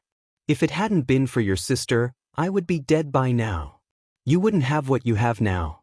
How could you speak such words? Where is your conscience? Conscience? Wu Yenyun looked at Ni Zuihua, her lips curling with sorrow. Her conscience had been eaten by dogs long ago. And Ni Zuihua has the nerve to ask about her conscience. They all said Ni Yang had helped her. But without the Zheng family's influence, what could Ni Yang have done to help her? Ni Yang had known about her origins for a long time but kept it hidden, offering help out of guilt. Ni Yang wouldn't even spare a beggar on the street side, so how could she have been so kind-hearted as to help her? She had misjudged the person. Get out. Wu Yenyun didn't want to say any more, pointing at the door and saying, get out, right now. As a child who was thrown away, Wu Yenyun had already been forbearing, but her blood-related mother kept disappointing her. Ni Zuihua took a deep breath. Child, I hope what you said today was just an impulse. They'll be leaving first. Wu Yenyun thought that Ni Zuihua would stay, continuing to plead for her forgiveness. But she hadn't expected Ni Zuihua to actually leave.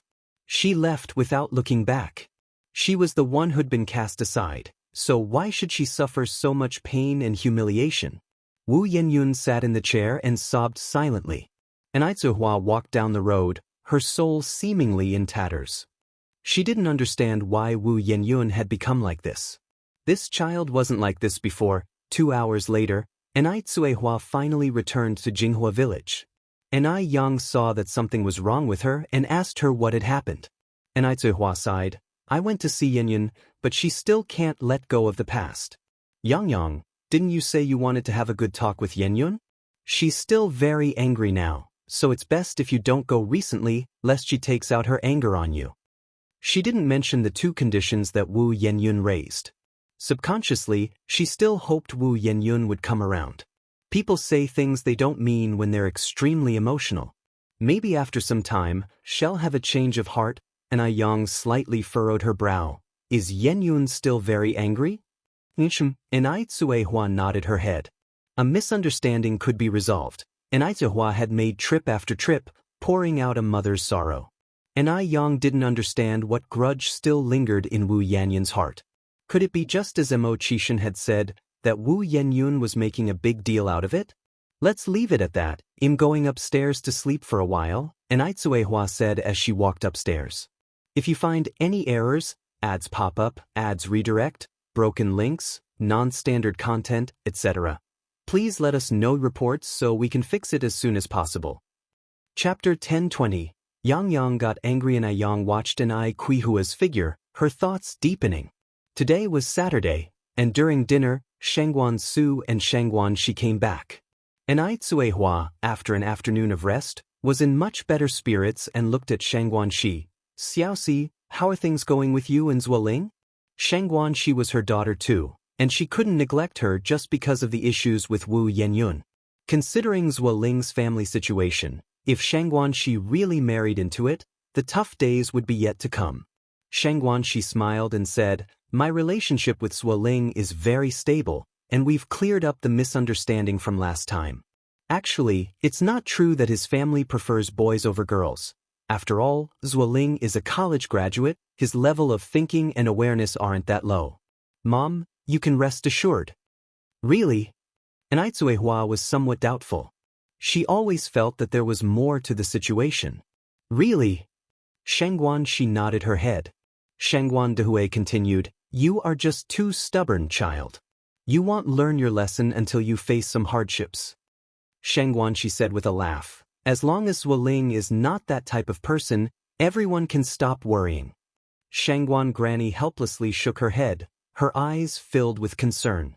So the child was just too much like Su Fun. Sometimes, the more you try to persuade, the more counterproductive it becomes. Shangguan Su looked at Shangguan Shi. "Do you know that Chen Jun has come back?" "Yes," Shangguan Shi nodded her head. "He even gave me a ride to my unit the day before yesterday morning." Shangguan Su joked, "Chen Jun graduated from a famous university abroad, and I see that he cares about you quite a bit. Being with him would surely be better than being with Zuoling." "Phew!"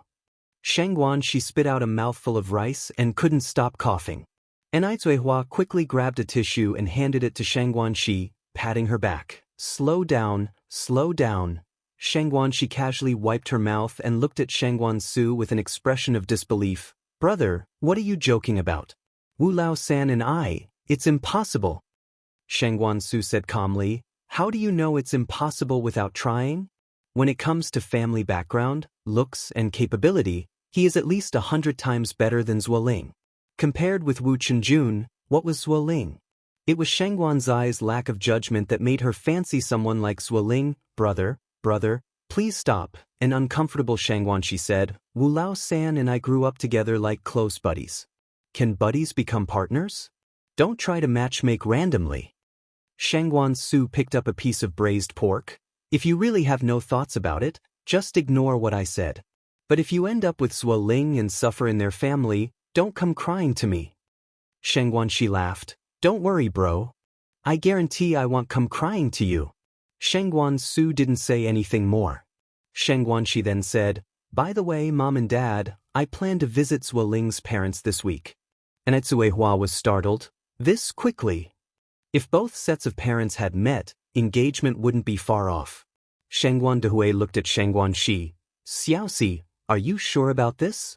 "Yes, I've thought it through," Shangguan Shi replied. "Sooner or later we have to meet the parents. It's better earlier than later." And Zuihua frowned and then said, "Xiaoxi, don't tell Zuoling's parents about our family's true situation when you go this time. As for gifts, there's no need for anything too expensive. Just buy some fruit, bring a couple pounds of meat, and 2 pounds of brown sugar." Isn't that too shabby?" Shangguan she was taken aback. Shangguan she was originally planning to bring a box of ginseng from Changbai Mountain. Shangguan Dehui put down his chopsticks. "I think your mother is right. Zuoling's family situation is too complex. If you bring expensive gifts on your first visit, you might not see their true colors." "All right," Shangguan she nodded. "I'll listen to you."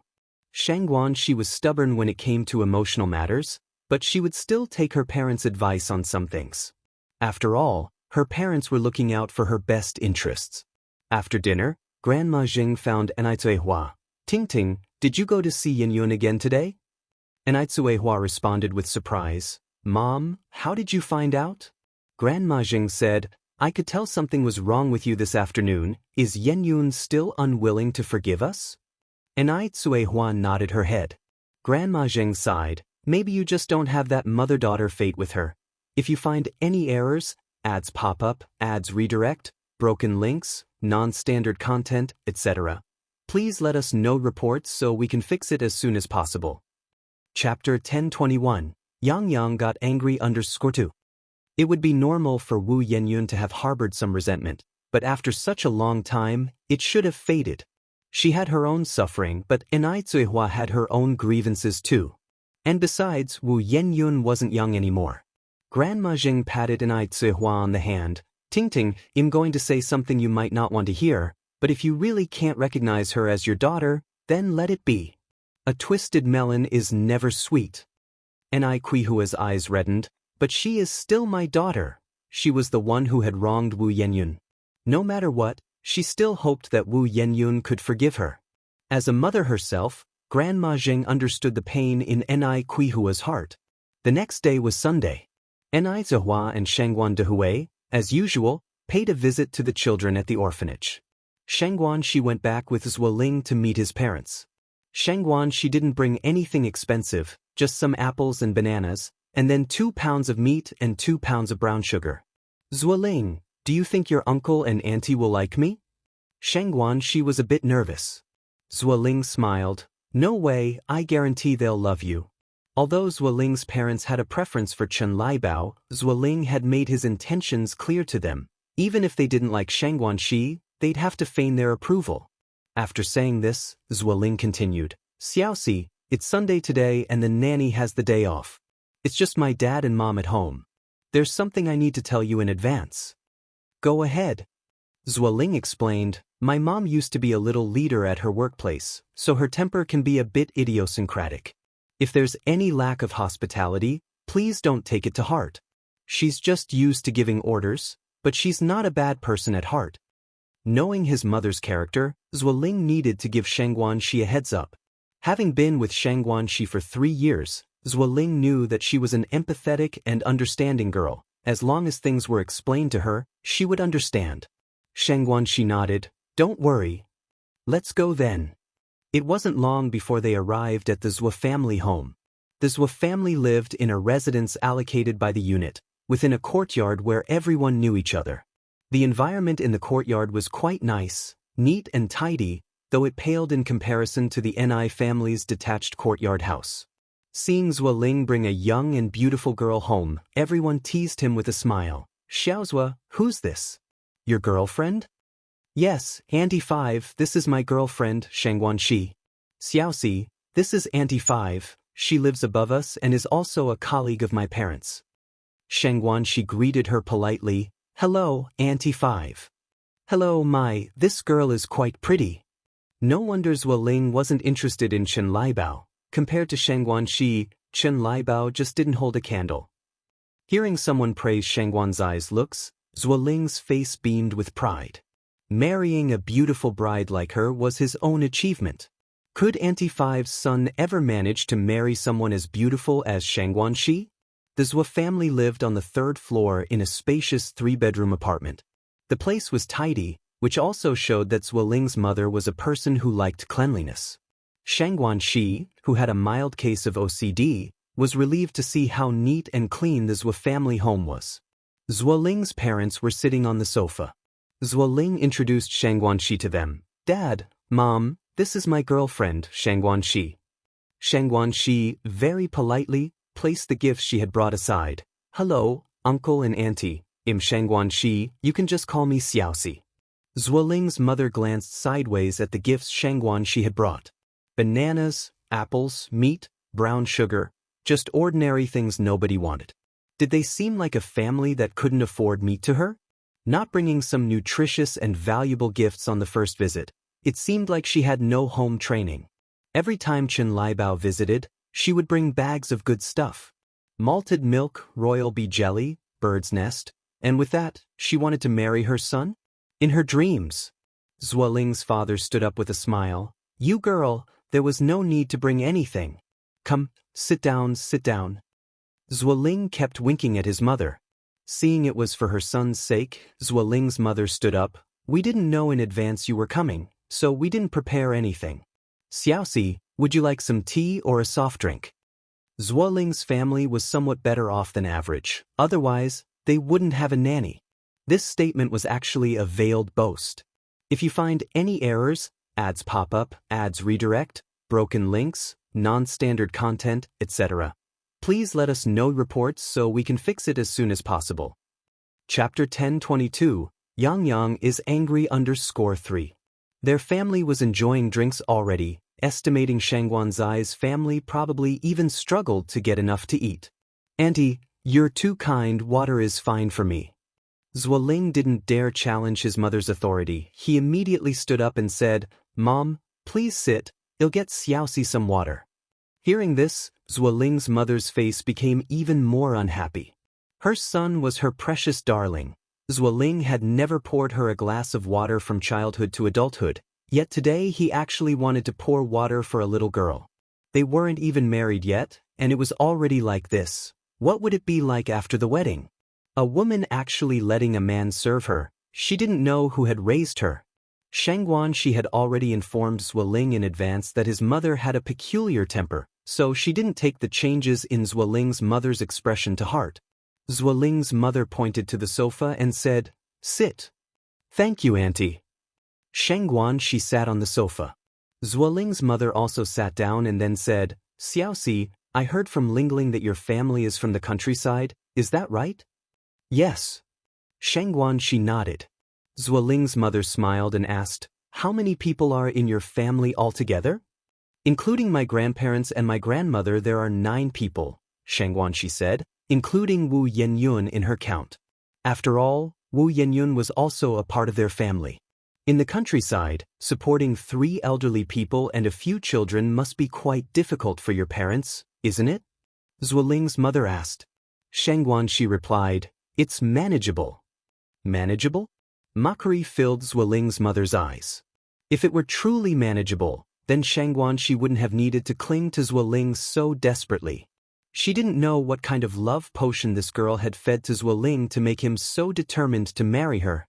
She wasn't even taking a look at herself, thinking she was worthy of Zueling. "Xiaoxi, you've seen our family's conditions. Lingling is the only son under his 7 sisters. After your uncle and I pass on, everything in the house will belong to Lingling. This child Lingling is naive if not for..." At that moment, Zueling came over with a glass of water, interrupting his mother, "Mom, here's water, have some water." While passing the glass of water to his mother, he made meaningful eye contact with her. Though Shangguan she was understanding and simple-natured, she wasn't a fool. If Zueling's mother continued talking, this whole thing might just fall through. Zueling certainly didn't want to marry Chen Liebao, that pig. Zueling's mother gave Zueling a glare as she took the glass of water. Then Zueling passed another glass of water to Shangguan shi. "Xiaoxi, drink some water." "Thank you." Shangguan she expressed her thanks. Zueling smiled and said, "What are you thanking me for?" Zueling's mother sized up Shangguan shi and then asked, "Xiaoxi, how much do you weigh?" Shangguan shi was stunned. "Huh? What did you say?" Zueling's mother asked, "I'm asking what your height and weight are." This Zueling's mother's character was indeed peculiar. Was it normal to directly ask that kind of question? Shangguan she subtly frowned and then replied, "Mother, I'm 165 and weigh 98. A height of 165, and she weighs less than 100? That weight was not even half of Chen Libao's. Chen Liebao could probably pick up Shangguan shi with one hand. They say a fuller figure is better for bearing sons, but with Shangguan's eyes frame, she might even have trouble conceiving, let alone having a son. In the 80s, it wasn't like later times. Plumpness was considered beautiful, indicating wealth in the family. A skinny appearance probably meant one couldn't fill their stomach. Zueling's mother grew increasingly dissatisfied with Shangguan shi. Seeing that his mother's expression was turning sour, Zueling quickly stood up and said, "Mama, I'm hungry. Please start cooking." The moment she heard that her precious son was hungry, Zueling's mother immediately stood up and went to the kitchen. Following Zueling's pointed look, she continued, "Xiaoxi, what do you like to eat?" Shangguan she smiled and said, "I'm not picky, Auntie, whatever you cook is fine." During this time, Shangguan she offered to help Zueling's mother but was stopped by Zueling. What a joke! If Zueling's mother continued to speak those unpleasant words, what then? He and Shangguan she were at a crucial moment right now. The raw rice wasn't yet cooked rice. Nothing could go wrong at this juncture. Zueling not only stopped Shangguan's eyes movements but also sweet-talked her. "Xiaoxi, how can you, with your tender hands, do such work? Wait until we're married. We'll hire a nanny to let her take care of all the household chores." What girl doesn't like to hear sweet talk? Especially a girl who is deeply in love. If you find any errors, ads pop up, ads redirect, broken links, non-standard content, etc., please let us know reports so we can fix it as soon as possible. Chapter 1023, Yang Yang got angry _4. "Really?" Shangguan she asked with her face flushed. "Yes, really," Zueling nodded. About an hour later, it was finally time to eat. The dishes were pretty good, consisting of 5 dishes and 1 soup, 2 meat and 3 vegetarian, but it was much worse compared to the last time Zueling had visited the Ni family. But Shangguan she could understand, after all, the Zhou family's conditions were no match for theirs. Zhou father warmly urged Shangguan she to sit down and eat. Xiaoxi, don't be polite, just treat this as your own home. Thank you, uncle. Auntie, you've worked hard. Zhou mother couldn't be bothered to pay attention to Shangguan shi. Her son wasn't without prospects for a wife. She didn't feel the need to please Shangguan shi. Shangguan shi assumed Zhou mother was just eccentric and didn't mind. After dinner, Zhou Ling couldn't wait to take Shangguan shi back. Zhou mother took the gift Shangguan shi had brought. Xiaoxi, you're too polite bringing such expensive gifts to just visit. Please take them back. Zhou mother deliberately emphasized the word expensive. Who would crave such trivial items? Shangguan she didn't catch the implied meaning from Zhou mother and smiled. It's nothing expensive, just some fruit. You don't have to be so polite. You take them back, continued Zhou mother. Take them back for the elders at home to enjoy. It must have been a long time since you've had meat in the village, right? Ah. Shangguan she was stunned. Zhou Ling quickly took the items from Zhou mother's hands, smiling. Mom, why be so formal with Xiaoxi? Since she specifically bought them to show her respect, you should just accept them. Zhou mother looked at Zhou Ling with a face full of disappointment. That Shangguan shi, with a poor family background, couldn't even bear sons. She wondered what Zhou Ling saw in her. It was simply bewitchment. As soon as the two left, Zhou mother's expression turned cold. What's this all about? Zhou father asked curiously. Do you think she's worthy of our Lingling? Zhou mother asked, pointing outside. Before meeting Shangguan shi, Zhou father also thought she wasn't worthy of Zhou Ling, but having seen her, he now thought Chen Liebao wasn't worthy of Zhou Ling men, who wouldn't prefer someone beautiful. Chen Liebao looked like a pig and was unapproachable. Besides her poor family background, everything else is tolerable, the grandfather said. Tolerable? What can I say? You think her petite frame looks like she can bear sons? Zhou mother angrily said, do you want to see the Zhou family lineage end with your son? Zhou mother understood women well. Because she was too thin, she couldn't bear a son. Just have more children. Zhou father wasn't concerned. Have more? It's easy for you to say. Zhou mother poked Zhou father's forehead. Do you think it's still our time? You could have as many as you want. Now, even if one of the couple is not a worker, you can only have two. Then Zhou mother continued, and look, what did she bring to our house? Compare it with what Liebao brings every time. And another thing, I was exhausted in the kitchen, and she didn't even offer to help. She really thinks she's some kind of precious lady. What good is having such a bride back home? Just to worship her as an ancestor? At this, Zhou father nodded. It seems you do have a point. It is the point. Zhou mother continued. Besides, after marrying Liebao, Lingling wouldn't have to worry if he doesn't work for the rest of his life. Marrying Shangguan shi, what can she offer him? Just a burden. Zhou father, who was indecisive, was convinced by Zhou mother in just a few sentences. Then when Lingling comes back, well, talk to him about it. On the other side, Zhou Ling brought Shangguan shi to the roadside. Shangguan shi said, Zhou Ling, I feel like your aunt doesn't like me much. She wasn't foolish. Of course, she could see that Zhou mother had issues with her, and they were not minor. Zhou Ling chuckled. Don't overthink it, my mom is just like that. Didn't I tell you beforehand? Xiaoxi, in my heart, you've always been an empathetic and good girl. Are you going to let this cause a rift between us? Shangguan shi said, no, it's just that if this keeps up, there will definitely be conflicts between your aunt and me. As you know, mother-in-law and daughter-in-law conflicts have always been a major issue in families. If you find any errors, ads pop up, ads redirect, broken links, non-standard content, etc., please let us know reports so we can fix it as soon as possible. Chapter 1024. Yang Yang Angry Under Survive. Zhou Ling continued, actually, I've thought about it long ago. After we get married, we'll move out and then visit our elders once a week. Nowadays, many young people do that. Xiaoxi, you're living your life with me, not with my mother. You really don't need to worry about these issues. Really? Shangguan she looked up at Zhou Ling. Of course it's true. Zhou Ling nodded. I can swear to the heavens. With that, Zuoling raised 3 fingers. Sheng Guanxi smiled and said, "There's no need for oaths, I believe you, Zuoling. You can't let me down." "Xiaoxi, rest assured, I will never let you down." "Great." Sheng Guanxi nodded.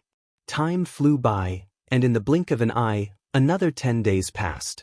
Ni Yang had finished her exams at school, and it was time for winter break. It had been over 10 days. Wu Yinyun should have calmed down by now. Having nothing to do that day, Ni Yang put on her woolen coat and prepared to drive to see Wu Yinyun. In such cold weather, Ni Yang certainly didn't want to ride a bicycle there. She had bought this car not long ago. A domestic car, 30,000 yuan. It looked very ordinary on the outside, but the interior was impressively well equipped. The car was modified, with very high-end configurations. However, only those who knew cars would notice that. Ni Yang was not a showy person, so she had bought a domestic car. "Yang, where are you going?" Ni Yang had just put on her gloves when Ni Tsuehua came downstairs. "I'm going to find Yen Yun," Ni Yang replied. "Then I'll go with you?" Ni Tsuehua suggested. Ni Yang smiled slightly and declined, "Mom, I should go alone. If Yen Yun sees you, she might get emotional again." "Don't worry, I will talk to her." Remembering the last experience, Ni Tsuehua sighed. "Then go ahead, but if, she didn't know what to say next. Ni Yang patted Ni Kuihua's shoulder. "Mom, don't worry, I know what I'm doing." "All right." Ni Tsuehua nodded. "Then go early and come back early." "Okay." Ni Tsuehua watched Ni Yang's car disappear from view before turning to go back inside. Yang has gone? Old Lady Zheng came out of the house. "Yes." Old Lady Zheng's gaze was distant. "I hope Yenyun can listen to Yang's words." Ni Tsuehua nodded. In a little while, Ni Yang drove to the community where the Wu family lived. Coincidentally, as soon as she drove in, she saw Wu Yinyun sunbathing downstairs with Wu Xiaolong. Ni Yang slowly parked the car across the road from Wu Yinyun, got out, and walked over. "Yinyun." Wu Yinyun looked up and saw Ni Yang, smiling with a light in her eyes. Ni Yang was wearing a goose yellow cheongsam that day, covered by an off-white woolen coat, her black hair flowing down her back. Just like the first time she met Ni Yang. Ni Yang looked like an ethereal fairy, shining brightly. And her. She was just an unwanted wild girl, suffering the hardships of the world. Now Ni Yang even had a car. What did she have as sisters born of the same mother? After more than half a month, Ni Yang finally appeared. She had thought Ni Yang would never show up again. "Yen Yun," Ni Yang called again. Wu Yenyun pretended not to hear Ni Yang's voice and lowered her head to play with Wu Xiaolong. However, Wu Erlong and Wu Dong on the side excitedly ran over, "Sister Ni Yang." "Dang Erlong." Ni Yang patted both brothers' heads. Wu Erlong complained, "Sister Ni Yang, im Erlong." Ni Yang apologized with a smile. "Sorry, Erlong, it was a slip of the tongue." Wu Erlong said, It's okay.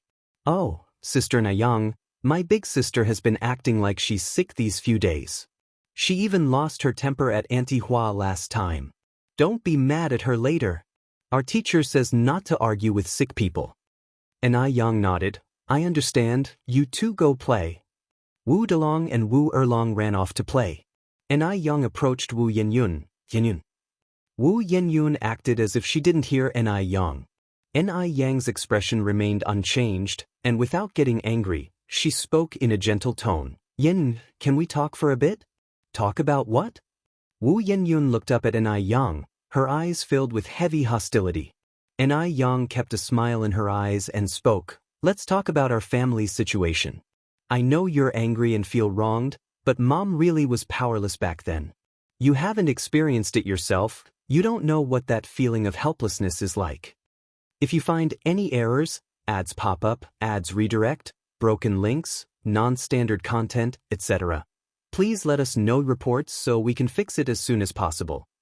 Chapter 1025, Yang got angry _6. Wu Yinyun looked at Ni Yang, her mouth curved in a mocking arch. "That's your family, it has nothing to do with me. You don't need to tell me these things, I don't want to listen." "That's your family too." "My family?" Wu Yenyun continued, a daughter born into a poor family like mine could never ascend to such a powerful, wealthy household. Yenyun, why don't we find a place to cool off and talk over some drinks? If the person in front of her wasn't her own flesh and blood sister, Anai Yang would not have displayed such patience. Just go, I don't want to see you. From now on, our two families will have nothing to do with each other. It's best if we never interact again. Anai Yang frowned subtly, clearly noting that Wu Yanyun's words were in no way a joke. At the same time, Anai Yang knew what Wu Yenyun was upset about. She was simply envious upon seeing the Anai family's current good days, remembering the hardships she endured over the years, feeling the injustice. Yenyun, do you know what life was like for Mom and me before I turned 17? Wu Yenyun didn't say a word. Anai Yang continued, Mom was 9 months pregnant, not only enduring my grandmother and father's beatings, but also taking on all the dirty and tiring chores like an old ox. Yun is the 5th child. After she was born, when Grandma saw she was a girl, she immediately wanted to throw her to the wild dogs in the back hills. It was only my quick thinking that saved Yun. 3 days after Yun was born, my father's mistress, Li Shu, schemed to sell me to her relative for 1,000 yuan. Do you know what kind of person her relative was? He was a 50-something eunuch. Recalling that period, Anai Yang couldn't help but get teary-eyed, her vision blurred by tears. That past seemed like another lifetime. In her previous life, she had suffered for 10 years before escaping from that misery. No one knew how heart-wrenching that past was. No one knew what kind of torment she endured. Later, because I accidentally saved 2 influential nobles, with their help, Mom and I managed to get divorced smoothly, and we took Yun to Beijing. When we first arrived in Beijing, we had no place to stay until Aunt and I rented half of her courtyard to us. After settling in Beijing, I started a noodle business. Every morning at around 2, I would get up to prepare everything for the stall, more than 200 kilograms of liquids, all transported to the street on my bicycle. Whether it was windy or rainy, I never missed a day. Below every glamorous appearance lies a heart full of scar. Since coming to Beijing, Anai Yang never shared these experiences with anyone. Because Anai Yang was never one to expose her scars and capitalize on others' sympathy. Wu Yenyun was the first. Later on, my noodle business improved, and I got my first storefront in Beijing, then a second. Mom might be the daughter of the Zheng family, but she was only recently acknowledged by my grandparents. Before that, our life was not any more comfortable than yours. At this point, Anai Yang looked up at Wu Yenyun. Yenyun, I hope you can let go of the hatred in your heart, forgive Mom, and forgive us just this once. Do you think playing the victim here is interesting? Wu Yenyun asked. Anai Yang narrowed her eyes slightly, a fleeting trace of scorn passing across her gaze. You think I'm playing the victim? It turned out that after saying so much, in Wu Yenyun's eyes, it amounted to just playing the victim. Isn't it? Wu Yenyun retorted. Who knew if what Anai Yang was saying was true? Based on Anai Yang alone, did she have the ability to bring Anai Cuihua and little Anai Yun to Beijing? Based on Anai Yang alone, could she have achieved what she has today? She doesn't even think about how old she is this year. Did she really think herself a fool? Could she be so easily manipulated? She portrayed herself as so pitiful, simply to make herself believe her. This is what they owed her. Why should she believe her?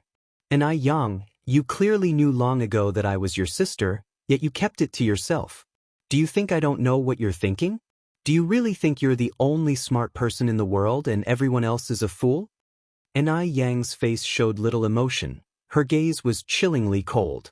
She had never imagined that one day she would stand opposite her own flesh and blood sister. Head-to-head confrontation.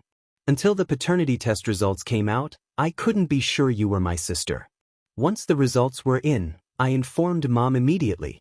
I can honestly say, I've done nothing to you that needs forgiveness. Wu Yenyun laughed softly. You always have your reasons. Do you really think those reasons can cover up your filthy heart? Let me tell you, Anai Yang, you, your mom, and your family don't ever expect to receive my forgiveness in this lifetime. I never want to see you again. If you find any errors, ads pop up, ads redirect, broken links, non-standard content, etc., Please let us know reports so we can fix it as soon as possible. Chapter 1026. The grumpy President Nini Yang was no saint, and she acknowledged she owed Wu Yenyun nothing. She had said all that needed to be said, and since Wu Yenyun did not understand her and had even cast her as a villain beyond redemption, there was no need for her to humbly beg for Wu Yenyun's forgiveness. Nini Yang was never one to swallow her pride. She certainly had no masochistic tendencies. Are these words you spoke today truly from the heart? Nini Yang slightly lifted her gaze, her eyes tranquil and undisturbed. Wu Yenyun was stunned for a moment. She had never seen Nini Yang like this. She had thought Nini Yang would continue to plead with her, but instead, Nini Yang was so calm, so eerily composed that it put a chill in Wu Yenyun's heart. They were only a year apart in age, but in that moment, Wu Yenyun felt as though she were standing before an elder. Why should Nini Yang stand before her with such an air of superiority? It was Nini Yang who owed her. Hadn't Nini Yang come to seek her out? Who begs with such an attitude? Ridiculous. Yes. Wu Yenyun said, every word I've spoken today is a reflection of my true feelings. Nini Yang, I am not your sister and certainly don't have such a noble and graceful sister. Please, along with your mother and your so-called distinguished family members, stop coming to find me from now on. Are you sure you won't regret this? Yenyun, I owe you nothing, and even if Mom owed you something, it is settled now. Regardless, I hope you can calm down and seriously consider what I've said. Nini Yang's face was devoid of expression, her voice cool and indifferent, yet Wu Yenyun trembled without feeling the cold, not even having the courage to glance at Nini Yang. Wu Yenyun swallowed hard. Yes. I have no regrets. Nini Yang, you haven't suffered my pains. You will never have the right to stand before me and pass judgment. The reason you can stand so high and mighty and criticize me from a moral high ground is because the person being discarded was me, not you. If you were in my shoes, you might not be as magnanimous as I am. If the person who had been discarded was Nini Yang, then it would be her shining brightly today. What right had Nini Yang to treat her this way? She would never regret it. She would never regret making a clean break with the Nini family. All right, I understand. Nini Yang nodded slightly, turned, and walked towards her car. Not an ounce of hesitation, nor a trace of sorrow on her face. Watching Nini Yang's retreating figure, Wu Yenyun suddenly felt an overwhelming sadness well up. Abandoned her. Her own sister had given up on her. Just like she was thrown away 17 years ago. A mocking smile played on Wu Yenyun's lips. Nini Zuihua had not shown her face since her last visit. Today, it was only Nini Yang who had come. They all claimed to be children of the Nini family, but not one of them sincerely wanted to acknowledge her as part of the family. False affection. Such family members were better off rejected. Nini Yang drove away. She had not expected this outcome.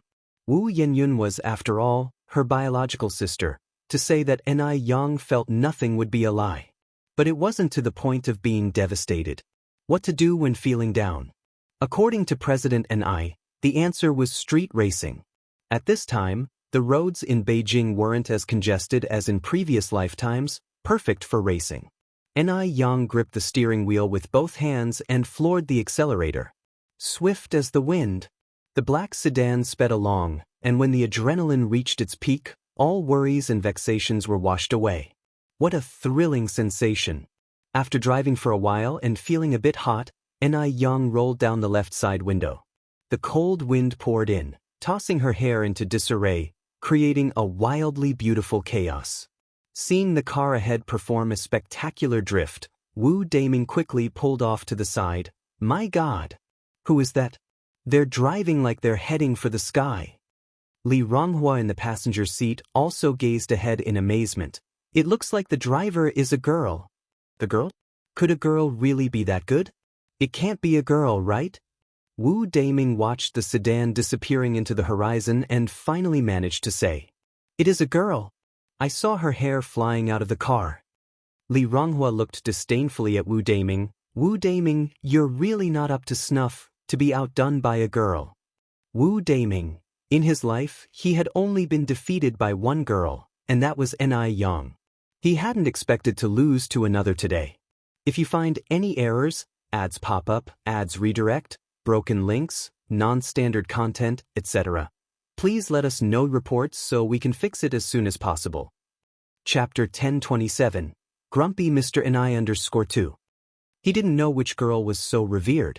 He wondered who was more formidable when compared to Ni Yang. After circling Sijio City, Ni Yang finally drove home. Everyone at home had gathered, apparently waiting for Ni Yang's results. Yang. Ni Qihua's eyes, originally dim, lit up instantly upon seeing Ni Yang. Mom. The house was heated by a stove, and Ni Yang casually took off his coat and placed it on the sofa. What did Yenyun say? Ni Tsuehua continued to ask. Ni Yang shook his head. Mom, you shouldn't go looking for her anymore. If Wu Yenyun hadn't disappointed Ni Yang, he wouldn't have said such a thing. This child, why was he so stubborn? Ni Qihua's eyes reddened instantly. Grandma Jing sighed. I knew it would end like this. Tingting, don't be too upset. Even without Yenyun, you still have Yang Yang and little Yunyun, Grandpa Jing said. Your mother is right. Since that child doesn't have a mother-daughter fate with you, some things can't be forced. If it weren't for a DNA test, Grandpa Jing might even think there had been a mistake. Wu Yanyun's nature really didn't seem like it came from the Zheng family. Mom, don't be upset.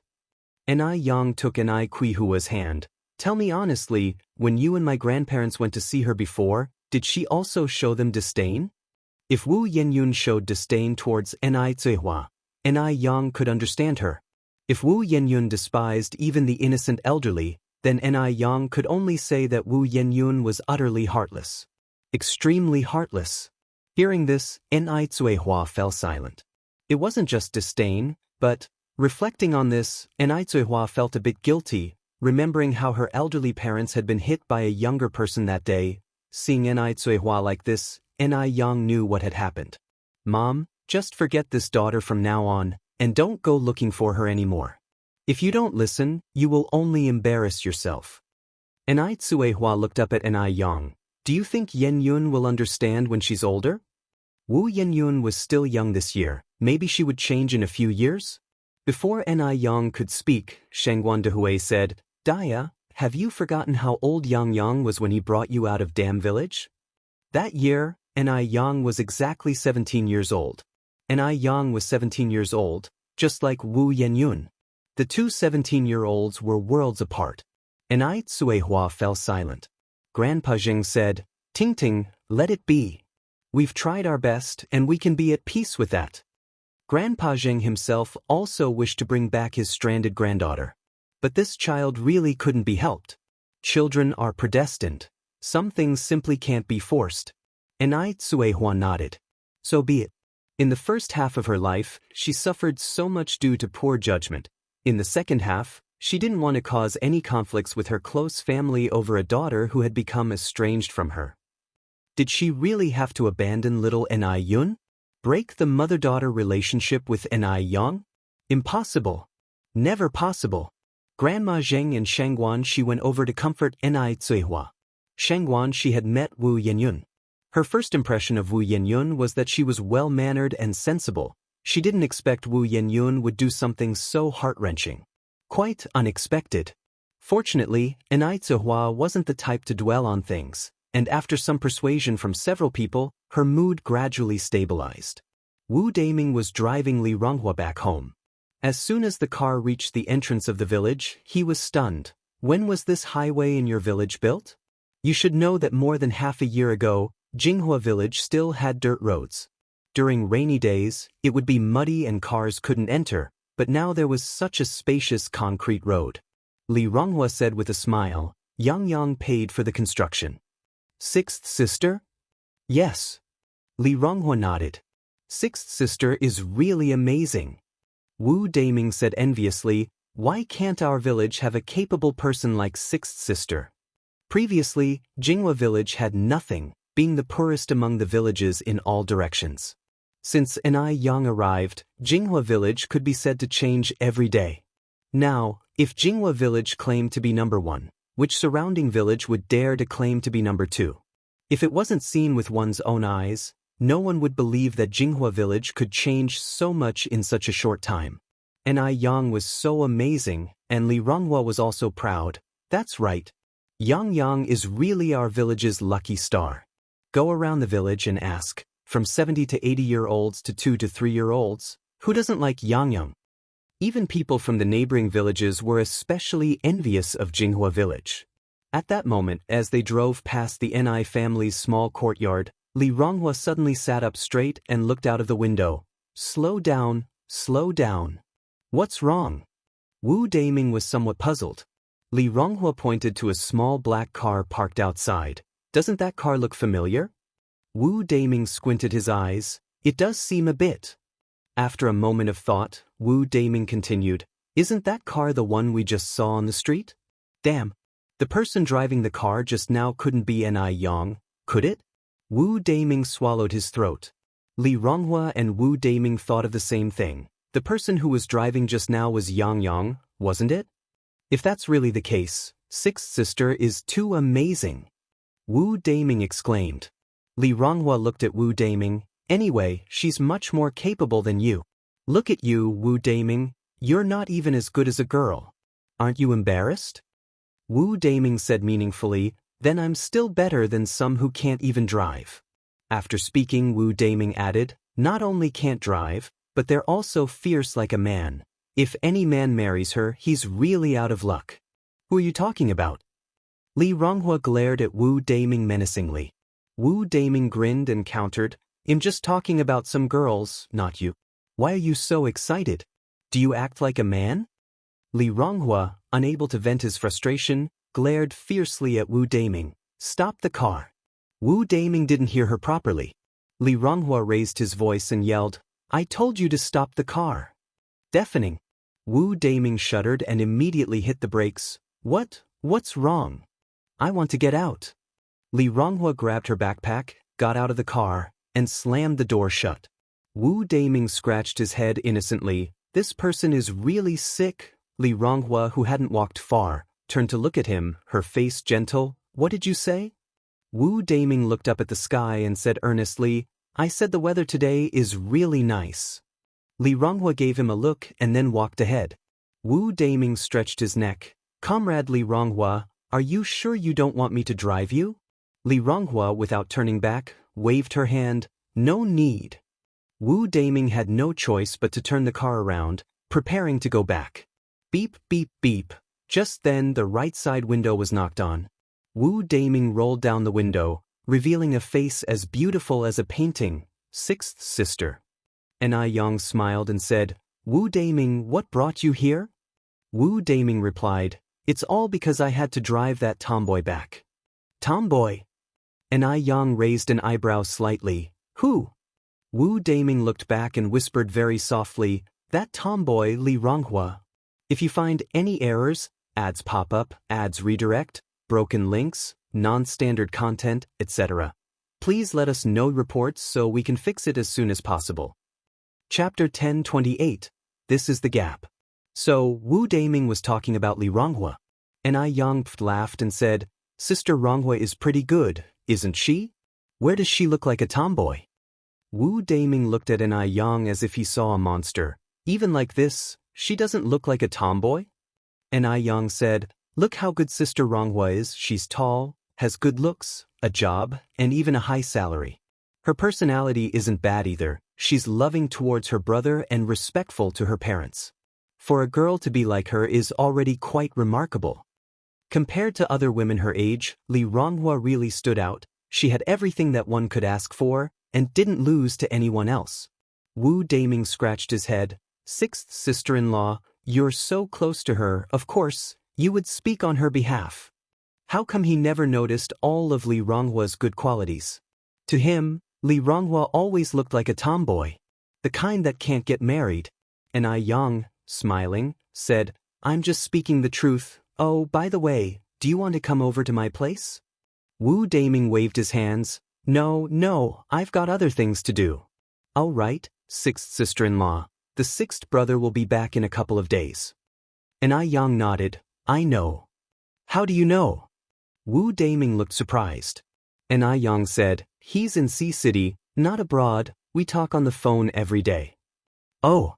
As they were speaking, Wu Daming seemed to remember something, then said, "Sixth sister-in-law, is that your car?" "Yeah." Wu Daming continued, "Sixth sister-in-law, you must be really skilled at driving, right?" By the end, his eyes were gleaming. Enai Yang modestly said, "Of course, how else would I be your sixth sister-in-law?" Wu Daming, full of admiration, said, "Sixth sister-in-law, you're so amazing, I knew it must have been you I saw on the street that time." Now he finally understood why Mo Chishan fell for Enai Yang. "You saw me on the street?" Enai Yang was somewhat surprised. Wu Daming nodded, "Yeah, I saw your car nearly flying." Thinking about that scene still made his heart race and his blood boil. "Keep it low-key." Enai Yang, smiling, patted Wu Daming's shoulder. At that moment, Shangguan Su stood on the second-floor balcony and called out to Enai Yang, Yang, you've got a phone call." "Oh, coming." Enai Yang turned to Wu Daming and said, "I'll go back inside then. If you have time, come over to my place with Brotherim." "Sure." Wu Daming nodded. Enai Yang went inside to answer the phone. It was Li Tong who had called. She simply wanted to meet up with Enai Yang to buy a few more boxes of the limited edition Ice Jade Skin. Enai Yang readily agreed to meet Li Tong. They agreed to meet the next morning. Shangguan Shi came over from the other side, curiously asking, "Yang, who was that?"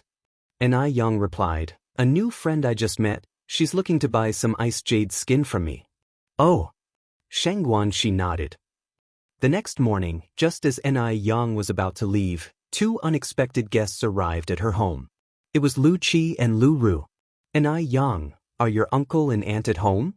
Although Enai Yang had some small issues with Lu Ru, Lu Qi's character was really beyond reproach, so she nodded, "My mom is at home, I'll take you inside." As visitors came, after entering the house, Enai Yang went to pour water for the siblings.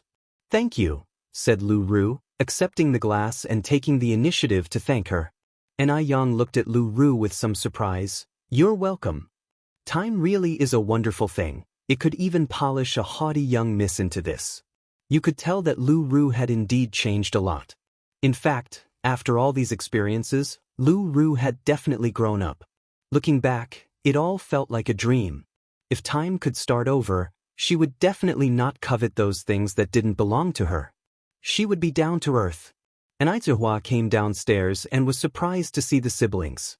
Lu Qi and Lu Ru stood up from the sofa to greet her actively. "Auntie." Enai Zihua said with a smile, "Have a seat, what brings you two here?" She had thought that these siblings would have left for Taiwan Island long ago. Lu Qi said, "Auntie, my sister and I are preparing to go back to Taiwan Island, so we specially came over to tell you." This would probably be his last time seeing the Enai family and Enai Yang. Since it was his mother who had wronged Enai Zihua, he felt it was only right to speak to Enai Zihua before leaving. If you find any errors, ads pop up, ads redirect, broken links, non-standard content, etc., please let us know reports so we can fix it as soon as possible. Chapter 1029. This is the gap_2. Sorry not to live up to my own conscience. Enai Zihua was stunned. "What about your parents?" Lu Qi said, "They have also been transferred to the prison on Taiwan Island." Enai Zihua nodded. "Are you flying out?" "Yes, on the flight tonight," Lu Qi answered. "Then I wish you a smooth journey."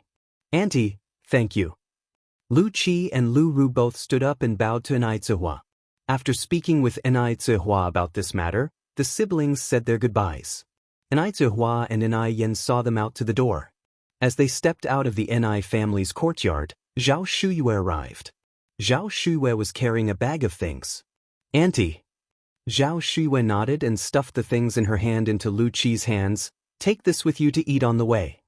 Inside was a pastry Zhao Shuyue had made herself. Lu Qi had especially loved these pastries the first time he visited Zhao Shuyue's home.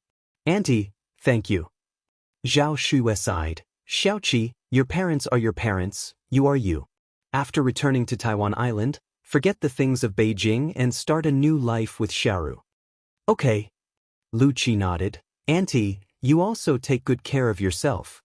"I will. Off you go." "Auntie, goodbye." Zhao Shuyue waved to the siblings. The siblings glanced back at Zhao Shuyu's stooping figure, their eyes slightly reddened. Especially Lu Ru, she now regretted her past behavior immensely. It was her fault. She owed Zhao Shuyu an apology. After Lu Qi and Lu Ru left, Ni Yen drove to the place arranged with Li Tong. Seeing Ni Yen get out of a small sedan, Li Tong exclaimed in surprise, "Ni Yen, you can drive?" Ni Yen nodded. "That's really amazing." Li Tong continued, "How did you learn?" "It took me over a month just to learn to ride a bicycle. How long did you take to learn this?" Ni Yen smiled, "It's easier than a bicycle." "Really?" Li Tong expressed skepticism. Ni Yen nodded, "Really?" Li Tong thought to herself that when she had money, she would also buy a small car to drive. But the day when she would have money seemed not too far off. The effects of were extremely good. The elders in the family were very happy, and Li Tong was also excited. "Right, hey race that you wanted."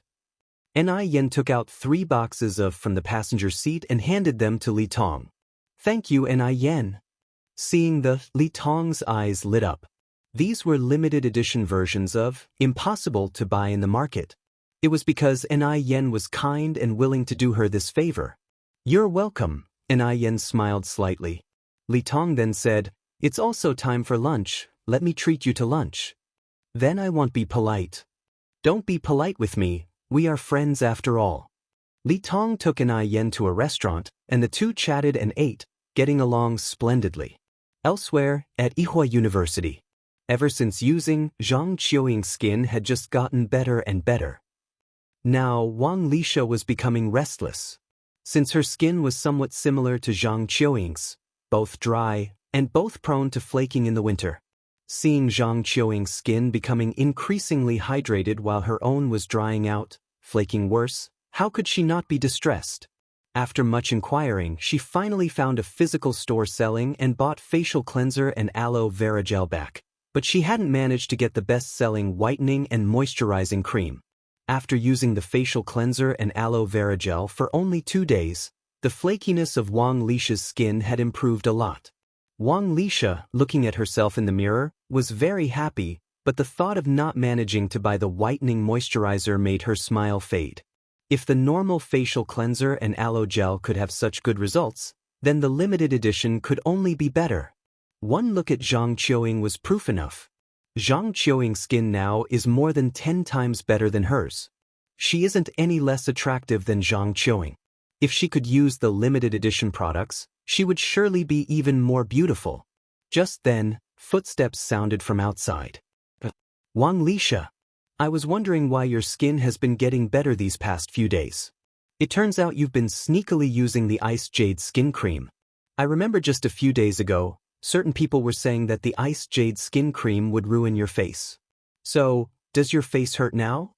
Because she was afraid of being mocked by Zhang Qiuying, Wang Lisha had been secretly using the Ice Jade skin cream. Now that Zhang Qiuying had seen her, there was no need to hide it anymore. "What? Is the Ice Jade skin cream your family's property? Are you the only one allowed to use it?" Wang Lisha retorted. Wang Lisha had regrets as well. If she had known how great the Ice Jade skin cream was, she wouldn't have fallen out with Zhang Qiuying so badly. Zhang Qiuying smiled and said, "Miss Wang, I have to say, your face is exceptionally thick. If I were you, even at the risk of death, I wouldn't use the Ice Jade skin cream." Wang Lisha wanted to respond with sarcasm, but remembering that she still needed something from Zhang Qiuying, her attitude softened. "Mind your own business." After speaking, Wang Lisha picked up a box of cookies and handed it to Zhang Qiuying. "These are from my mom, sent over from our side. You can't buy them in Beijing." Zhang Qiuying looked at Wang Lisha strangely. "Are you sick?" Wang Lisha didn't respond. Instead, she grabbed another box of cookies and stuffed it into Li Huilan's arms. "Here, this is for you." Li Huilan was just as surprised by Wang Lisha's actions. Zhang Qiuying continued, "Wang Lisha, you didn't put poison in the cookies, did you? Take it or leave it." Wang Lisha glanced at Zhang Qiuying. "I'm off to the cafeteria." Watching Wang Lisha's retreating figure, Zhang Qiuying wondered to herself, "Am I dreaming? Could Wang Lisha actually be this nice? Something doesn't feel right." Li Huilan said, I also feel she's acting a bit off today. Zhang Qiuying's eyes fell on the ice jade skin cream nearby. Smiling, she said, I think I know what's going on. What is it? Li Huilan asked curiously. Zhang Qiuying said, I'll keep it a secret for now, you'll find out in a few days. Today was the day Mo Qishan returned. Ni Yang had arranged on the phone with Mo Qishan last night to go eat Japanese food together today. After their meal, the two strolled through the streets of Beijing, getting ready to buy movie tickets at the cinema. Wu Yinyun has been in a very bad mood these past few days. Because for several days, the Ni family hadn't sought her out again. She had an intuition that the Ni family might have genuinely given up on her as their daughter, even though she had always refused to acknowledge the Ni family. But now that the Ni family didn't come to claim her, she felt empty inside, a strange and uncomfortable sensation. She wondered if Ni Zuihua had ever truly considered her a biological daughter? If Ni Zuihua had, would she not come to claim her now? Aren't they mother and daughter? Perhaps she could never measure up to Ni Yang and little Ni Yun in Ni Kuihua's heart. That was the difference. If they didn't acknowledge her, then so be it. Without the Ni family, she could still live well. She was determined to make everyone take notice. Wu Yinyun heaved a deep sigh. Preoccupied, Wu Yinyun didn't notice a car speeding close by. By the time Wu Yinyun realized, the car was already about to hit her. Her face turned pale in an instant. At that moment, someone grasped her arm, and with a strong pull, she was yanked away. The car narrowly missed her by inches. It was incredibly dangerous. Are you okay? A concerned voice came from above her. Wu Yinyun let out a sigh of relief, feeling an exhilarating sense of having narrowly escaped death. That was close. She was nearly hit by the car. She should thank her savior properly. Wu Yinyun looked up and her smile froze on her lips. Why is it you? Could it be that Ni Yang arranged for the car? Definitely Ni Yang. If you find any errors, ads pop up, ads redirect, broken links, non-standard content, etc., please let us know reports so we can fix it as soon as possible. Chapter 1030, Sisterhood Broken. All of this was orchestrated by Ni Yang. Did Ni Yang really think she could use such despicable means to make herself feel grateful, to forgive her? Did she think she was so easy to deceive? She wasn't a 3-year-old child. I don't need your help. Wu Yinyun pushed Ni Yang away. Ni Yang, stop with your fake kindness here. Don't think I don't know what you're really thinking. Who are you putting on this show for? You really make me sick. Ni Yang didn't fight back and just watched Wu Yinyun, a layer of desolation welling up inside her. Saving Wu Yinyun was no accident. No matter what, this person was her own sister, and she couldn't remain indifferent and let Wu Yinyun die right there. If she had still held a sliver of hope for this sister before, now she was thoroughly disappointed in her. Mo Qishan slightly furrowed his brow. Ni Yang had already told him about Wu Yanyun's situation over the phone. Although he had long known that Wu Yinyun refused to acknowledge the Ni family, he hadn't expected her to be this excessive. If it hadn't been for Ni Yang just now, who knows what state she would be in if that small sedan had hit her, and now she's treating Ni Yang like this. Ni Yang might tolerate it, seeing Wu Yinyun as her sister, but he couldn't. Who do you think you are? Mo Qishan grabbed Wu Yanyun's wrist. If it weren't for Yang Yang, could you be living like this now? You're ungrateful.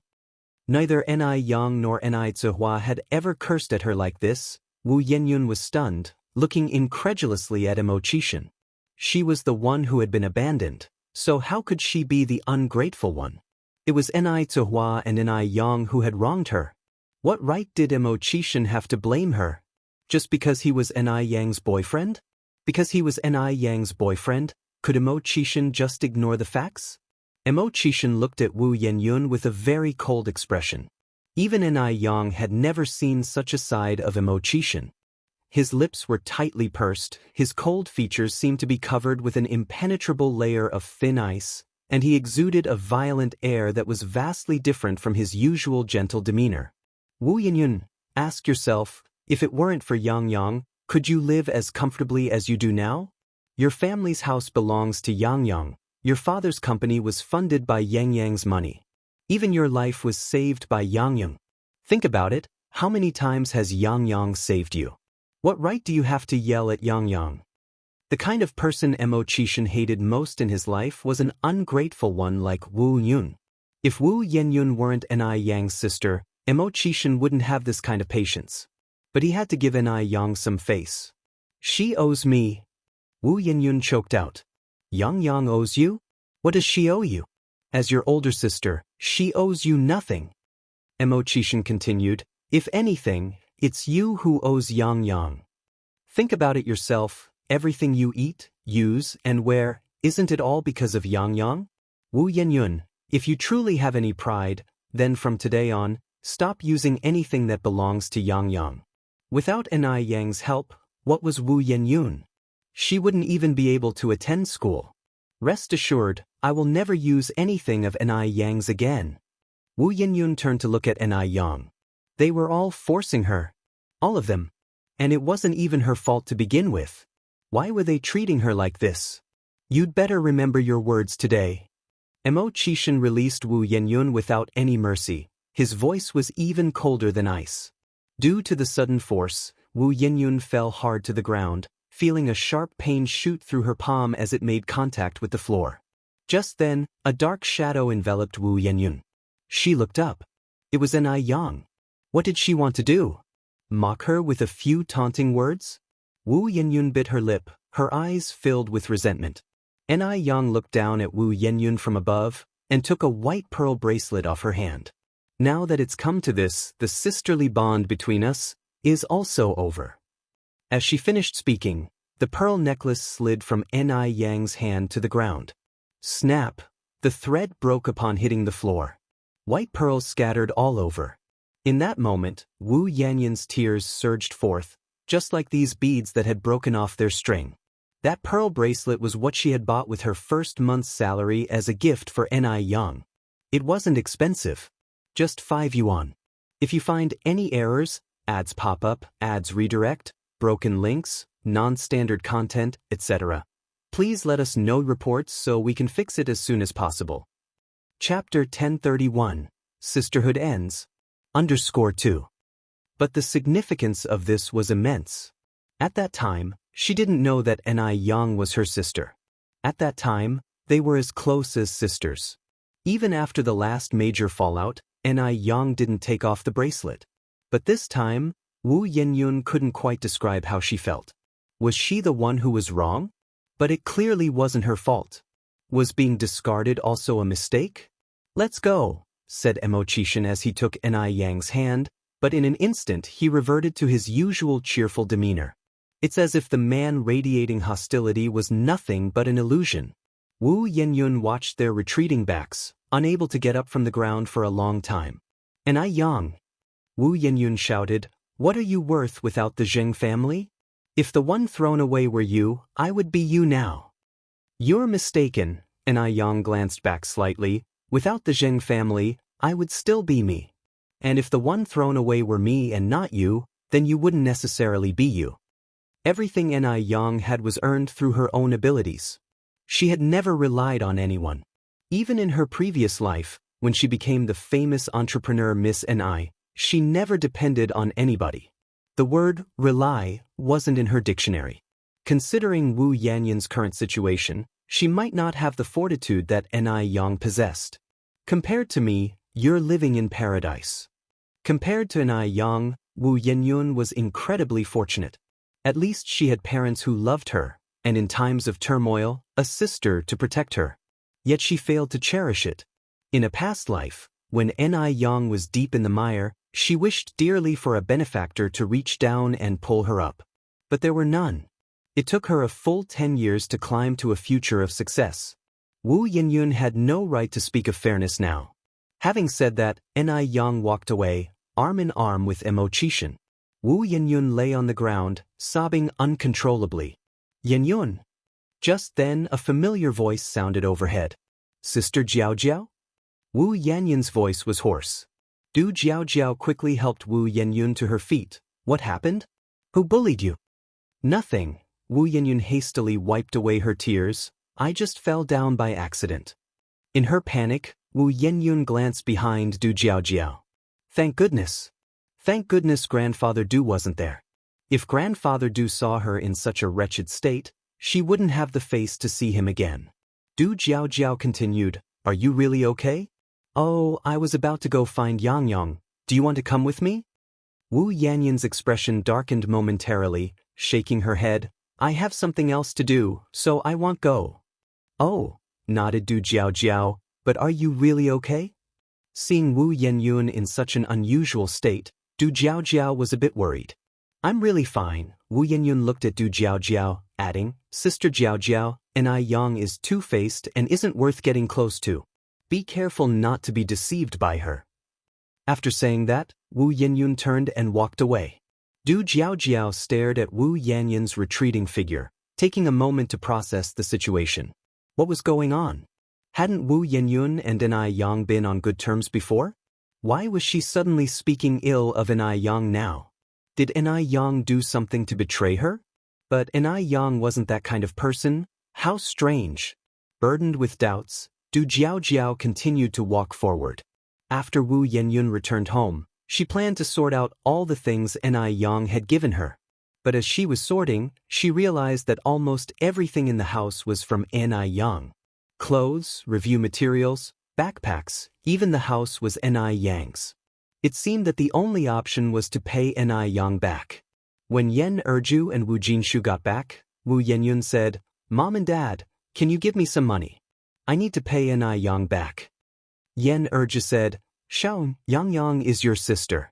How can you call her by her full name? When did you ever borrow money from Yang? She is not my sister. I've made that clear to her today. From now on, our family will keep our distance from her, and I will no longer use anything from Yang. And yes, let's not live in her house anymore either. Let's move out. Have you lost your mind? Yen Erju frowned and said, Everything our family has now was given by Yang. Do you think you can repay that so easily? Do you know how much you are hurting her feelings? Yen Erju truly hadn't expected Wu Yenyun to change like this. This daughter had become almost unrecognizable to her. Wu Yenyun wasn't like this before. Wu Yenyun retorted, Why can't it be repaid? Isn't our family construction company making a lot of money now? Can't we just pay Yang back? At worst, repay tenfold. As far as she knew, the construction company was making thousands a month, and in good times, it could make 10,000. The Wu family was certainly not short of money now. Although Yang had bought her many things, if the items couldn't be returned, paying back the money would suffice. It was precisely because of this that Wu Yenyun felt so confident in front of Yang. If it weren't for Yang's financial support, could our construction company have even started? Wu Jinshu couldn't stand it any longer. Don't forget who helped you get where you are. Xiaoyan, we have to have a conscience as human beings. Paying back the money is easy, but what about the kindness? This favor couldn't fully be repaid. Without Yang's guidance and help, Wu Jinshu's construction company would not have been able to make any money, even if it had been established. Wu Yenyun was an honest person, and he was well aware of his own limitations. Yen Erju continued, If you truly want to sever ties with Yang, then go be a stepmother to Wu Chang's 2 children right now. Then we can go live in that dilapidated little house. You must have forgotten about the hard times after living so well for too long. Wu Yanyun's mind went boom. She couldn't understand why everyone was speaking up for Yang. Even her adoptive parents were the same. Was it just because Yang had money that everyone was trying to curry favor with her? Or was it because she wasn't their biological child, so they didn't really care about her? Wu Yenyun felt her life was like a joke. She'd always been living in deception. Seeing Wu Yenyun like this, Yen Erju sighed, Xiaoyan, stop being so stubborn. Yang is a sister that's hard to come by. You should treasure her. Listen to your mother, the bond between sisters only comes once. There is no next life. Does she deserve to be a sister? Why does everyone take her side? Just because she has money, because I am not your biological child? Wu Yenyun turned to look at Yen Erju. Yen Erju was stunned, her eyes reddening as she looked at Wu Yenyun. She had always treated Wu Yenyun as her own daughter and never expected Wu Yenyun to say such a thing. What are you saying? Your mother has been so good to you, when did she ever not treat you as her own? Wu Jinshu also got angry because of Wu Yanyun's words. I am your daughter. Why do you always speak for Ni Yang? If you like Ni Yang so much, why did you pick me up in the first place? Go acknowledge Ni Yang as your daughter. Rather than enduring these pains, it would have been better if they'd let her die back then. Why let her live like this? Wu Yenyun, too angry to care, was just saying things she found satisfying and didn't realize how hurtful her words were. Yen Erju looked at Wu Yenyun, and tears flowed down like rain. 17 years ago, when Wu Yenyun was picked up, she had been so tiny. A baby fusses at night in the first month and needs to be fed several times. She didn't have breast milk, so in the dead of winter, she had to get up to feed her several times each night. It was not easy for her to raise the baby. She could never have imagined that one day Wu Yenyun would blame her for having picked her up in the first place. If you find any errors, ads pop up, ads redirect, broken links, non-standard content, etc., please let us know reports so we can fix it as soon as possible. Chapter 1032. What is upbringing? Yen Erju looked at Wu Yenyun and just felt that her daughter was excessively strange. Very strange. Wu Jinshu realized something was off in the atmosphere and frowned as he spoke. Yenyun, what nonsense are you talking about? She is your mother. Without her, there'd be no you. Even if you're angry, you can't talk to your mother like that. Dad, do you think you're not biased? Wu Yenyun said, her eyes brimming with tears as she looked at Wu Jinshu. You actually like Ni Yang too, right? In your heart, you wish Ni Yang was your daughter. Yes, how can someone as unsuccessful as me be fit to be your daughter? I'm sorry. I've disgraced you. Since you don't like me, you shouldn't have let her pick me up in the first place. Wu Yenyun had truly had enough. These past days, she had been living in Ni Yang's shadow. Everyone had been telling her to forgive Ni Yang, to forgive the Ni family. If she didn't, she would be seen as an ingrate. But had they ever considered that she was the victim? They had no right to accuse her. Wu Jinshu took a deep breath. After all, he was a man, so his endurance was much better than Wu Yanyun's. Yenyun, you're still young. When you grow older and have children of your own, when you become a parent, then you will know how difficult it is to raise a child. Go back to your room. You still have school tomorrow. Get some rest early tonight. Erju, let's go back to our room too. Wu Jinshu took Yen Erju's hand and walked back inside the house. If the standoff continued, the conflict would roll on like a snowball, growing larger and larger. Children are irrational. Parents cannot afford to be irrational as well. Erju, let's go. Wu Jinshu pulled Yen Erju back into the room and closed the door. Yen Erju lay on the bed, sobbing deep and muffled cries.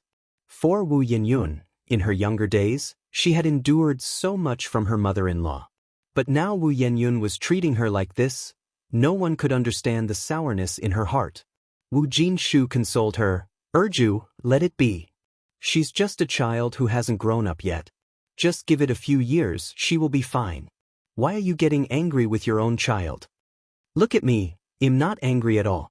Actually, our Yenyun is very sensible, it's just that she's a bit confused at the moment. Everyone has impulsive moments. She didn't do it on purpose. Yen Erju was speechless, her shoulders trembling. Is being non-biological really that significant? How could this child say such things to her?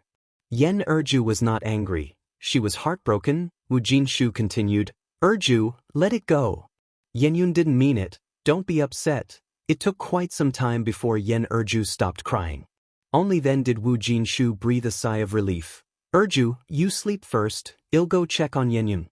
As a father and the man of the house, at times like this, he could only act as the peacemaker, comforting both sides. A harmonious family leads to prosperity in all things. Yen Erju nodded. Go ahead. Wu Yenyun wasn't doing much better, lying with her face down at the desk, weeping quietly. She felt the world was truly unfair. Even if she had not been the Wu family's biological child before, at least, her adoptive parents had treated her like their own. But now they had changed. They had become strangers to her. Today, if she was their biological child, they definitely wouldn't treat her like this. Yenyun. There came a knock at the door. Wu Yenyun sniffed and ignored Wu Jinshu outside. Wu Jinshu continued, "Yenyun, I'm coming in." After a few seconds, Wu Jinshu pushed the door open from the outside. Wu Yenyun acted as if she hadn't heard these noises. Wu Jinshu brought a small stool over and sat next to Wu Yenyun. "Yenyun, I've washed an apple for you. Do you want to eat one?" Wu Yenyun said nothing. Wu Jinshu went on, "Yenyun, I know you have difficulties and grievances, but you're not the only one in pain. Whether it's Yang Yang or Yang Yang's mom, they have their own hardships. Born in a tough time, everyone had no choice." Saying this, Wu Jinshu sighed, "If you don't want to forgive them, your mom and I won't force you. But child, we cannot be people without conscience. Think about it carefully. Should you really treat your mom with that attitude tonight? No matter what, she is the person who raised you single-handedly. Without her, you wouldn't be here." Perhaps it was this sentence that struck a nerve in Wu Yenyun, as she suddenly looked up at Wu Jinshu. "But I never begged you to raise me." Growing up, Wu Yenyun had never once resented her family situation, because she knew how hard it was for her parents to raise her. If you find any errors, ads pop up, ads redirect, broken links, non-standard content, etc., please let us know reports so we can fix it as soon as possible. Chapter 1033, What is Upbringing? _2. But now, her parents had suddenly changed. If she had known this would happen, Yen Erju might as well not have picked her up and brought her home in the first place. Then she wouldn't have had to suffer like this. Maybe someone better off would have taken her in. Then she wouldn't have met Anai Yang and endured all this pain. "Yenyun, you are my daughter and I am your father, so I won't get angry if you say these things to me. But it's different with your mom. You've been raised by your mom since you were a baby, through all the filth and mess. How would you feel if, as a mother, you heard that the child you've raised from birth spoke of you this way? If you were in her shoes, would you be sad? Think about it, has your mom ever treated you badly?" At this point, Wu Jinshu paused before continuing, "Your mom didn't say anything bad, she just doesn't want to see you regret it later on." "I won't regret it. I will never forgive the Ni family in my life." There was no point in further persuasion at this juncture. Wu Jinshu said, "As long as you don't regret it, that's fine. Otherwise, when you grow up and think back on today, you might blame your mom and me for not having advised you." Wu Yenyun sniffled and remained silent. Wu Jinshu went on, "Go and apologize to your mom. She's had a tough time." "Okay, I understand." Wu Yenyun stood up and walked toward the master bedroom. Inside the master bedroom, Yen Erju's emotions had mostly stabilized, but her eyes were still red. "Mom, I'm sorry I was wrong. I shouldn't have spoken to you that way just now." Yen Erju lifted her head to look at Wu Yenyun, watching her daughter who was gradually growing up, and felt her nose twinge, nearly on the verge of tears again. Having said this, Wu Yenyun turned and walked towards the door. Wu Jinshu came in from the side. "Forget it, Erju. Since the child has apologized, let's not be angry." Yen Erju choked up and spoke, "I'm not angry." The next day, Yen Erju and Wu Jinshu prepared to visit the Ni family. Having said those things to them the day before, Wu Yenyun must have said even harsher words to Ni Yang and the rest. No matter what, they couldn't let the Ni family feel disheartened. Although Wu Yenyun had made it clear that she did not recognize the Ni family, their attitude remained as cordial as ever. Ni Tsuehua immediately made tea for them. "Yang Yang's mom, Yang Yang, we've not raised our child well, and we owe you an apology." Both husband and wife felt extremely guilty. Ni Yang brought out fruit and placed it on the coffee table. "Godfather, godmother, I know this isn't your fault. Even though Yenyun refuses to acknowledge us, you two are still my godparents." This matter didn't involve Wu Jinshu and Yen Erju. This couple was truly exceptional. Wu Jinshu and Yen Erju had never expected Ni Yang to still be willing to call them godparents. They felt a complex mix of emotions. What does it mean to be well-bred? Perhaps this was it. Although Ni Yang and Wu Yenyun were blood sisters, the difference between them was more than just a little. "Yang Yang, thank you." Yen Erju held Ni Yang's hand, her nose slightly tingling. Ni Yang smiled faintly. Godmother, we should be the ones thanking you for raising Yen Yun to adulthood. The visit to the Ni family left the couple with many emotions. Back at home, Wu Jinshu and Yen Erju instructed Wu Dalong and Wu Erlong. No matter whom they forgot in the future, even if they disrespected their own parents, they must never forget Ni Yang. Ni Yang had shown great kindness to their family. Wu Dalong and Wu Erlong nodded. Mom and Dad, don't worry, Erlong and I would never be as heartless as our elder sister. Meanwhile, at the Ni family's small courtyard, Shangguan, she was carrying a bag, rushing indoors. She was hurrying and failed to notice a banana peel on the ground.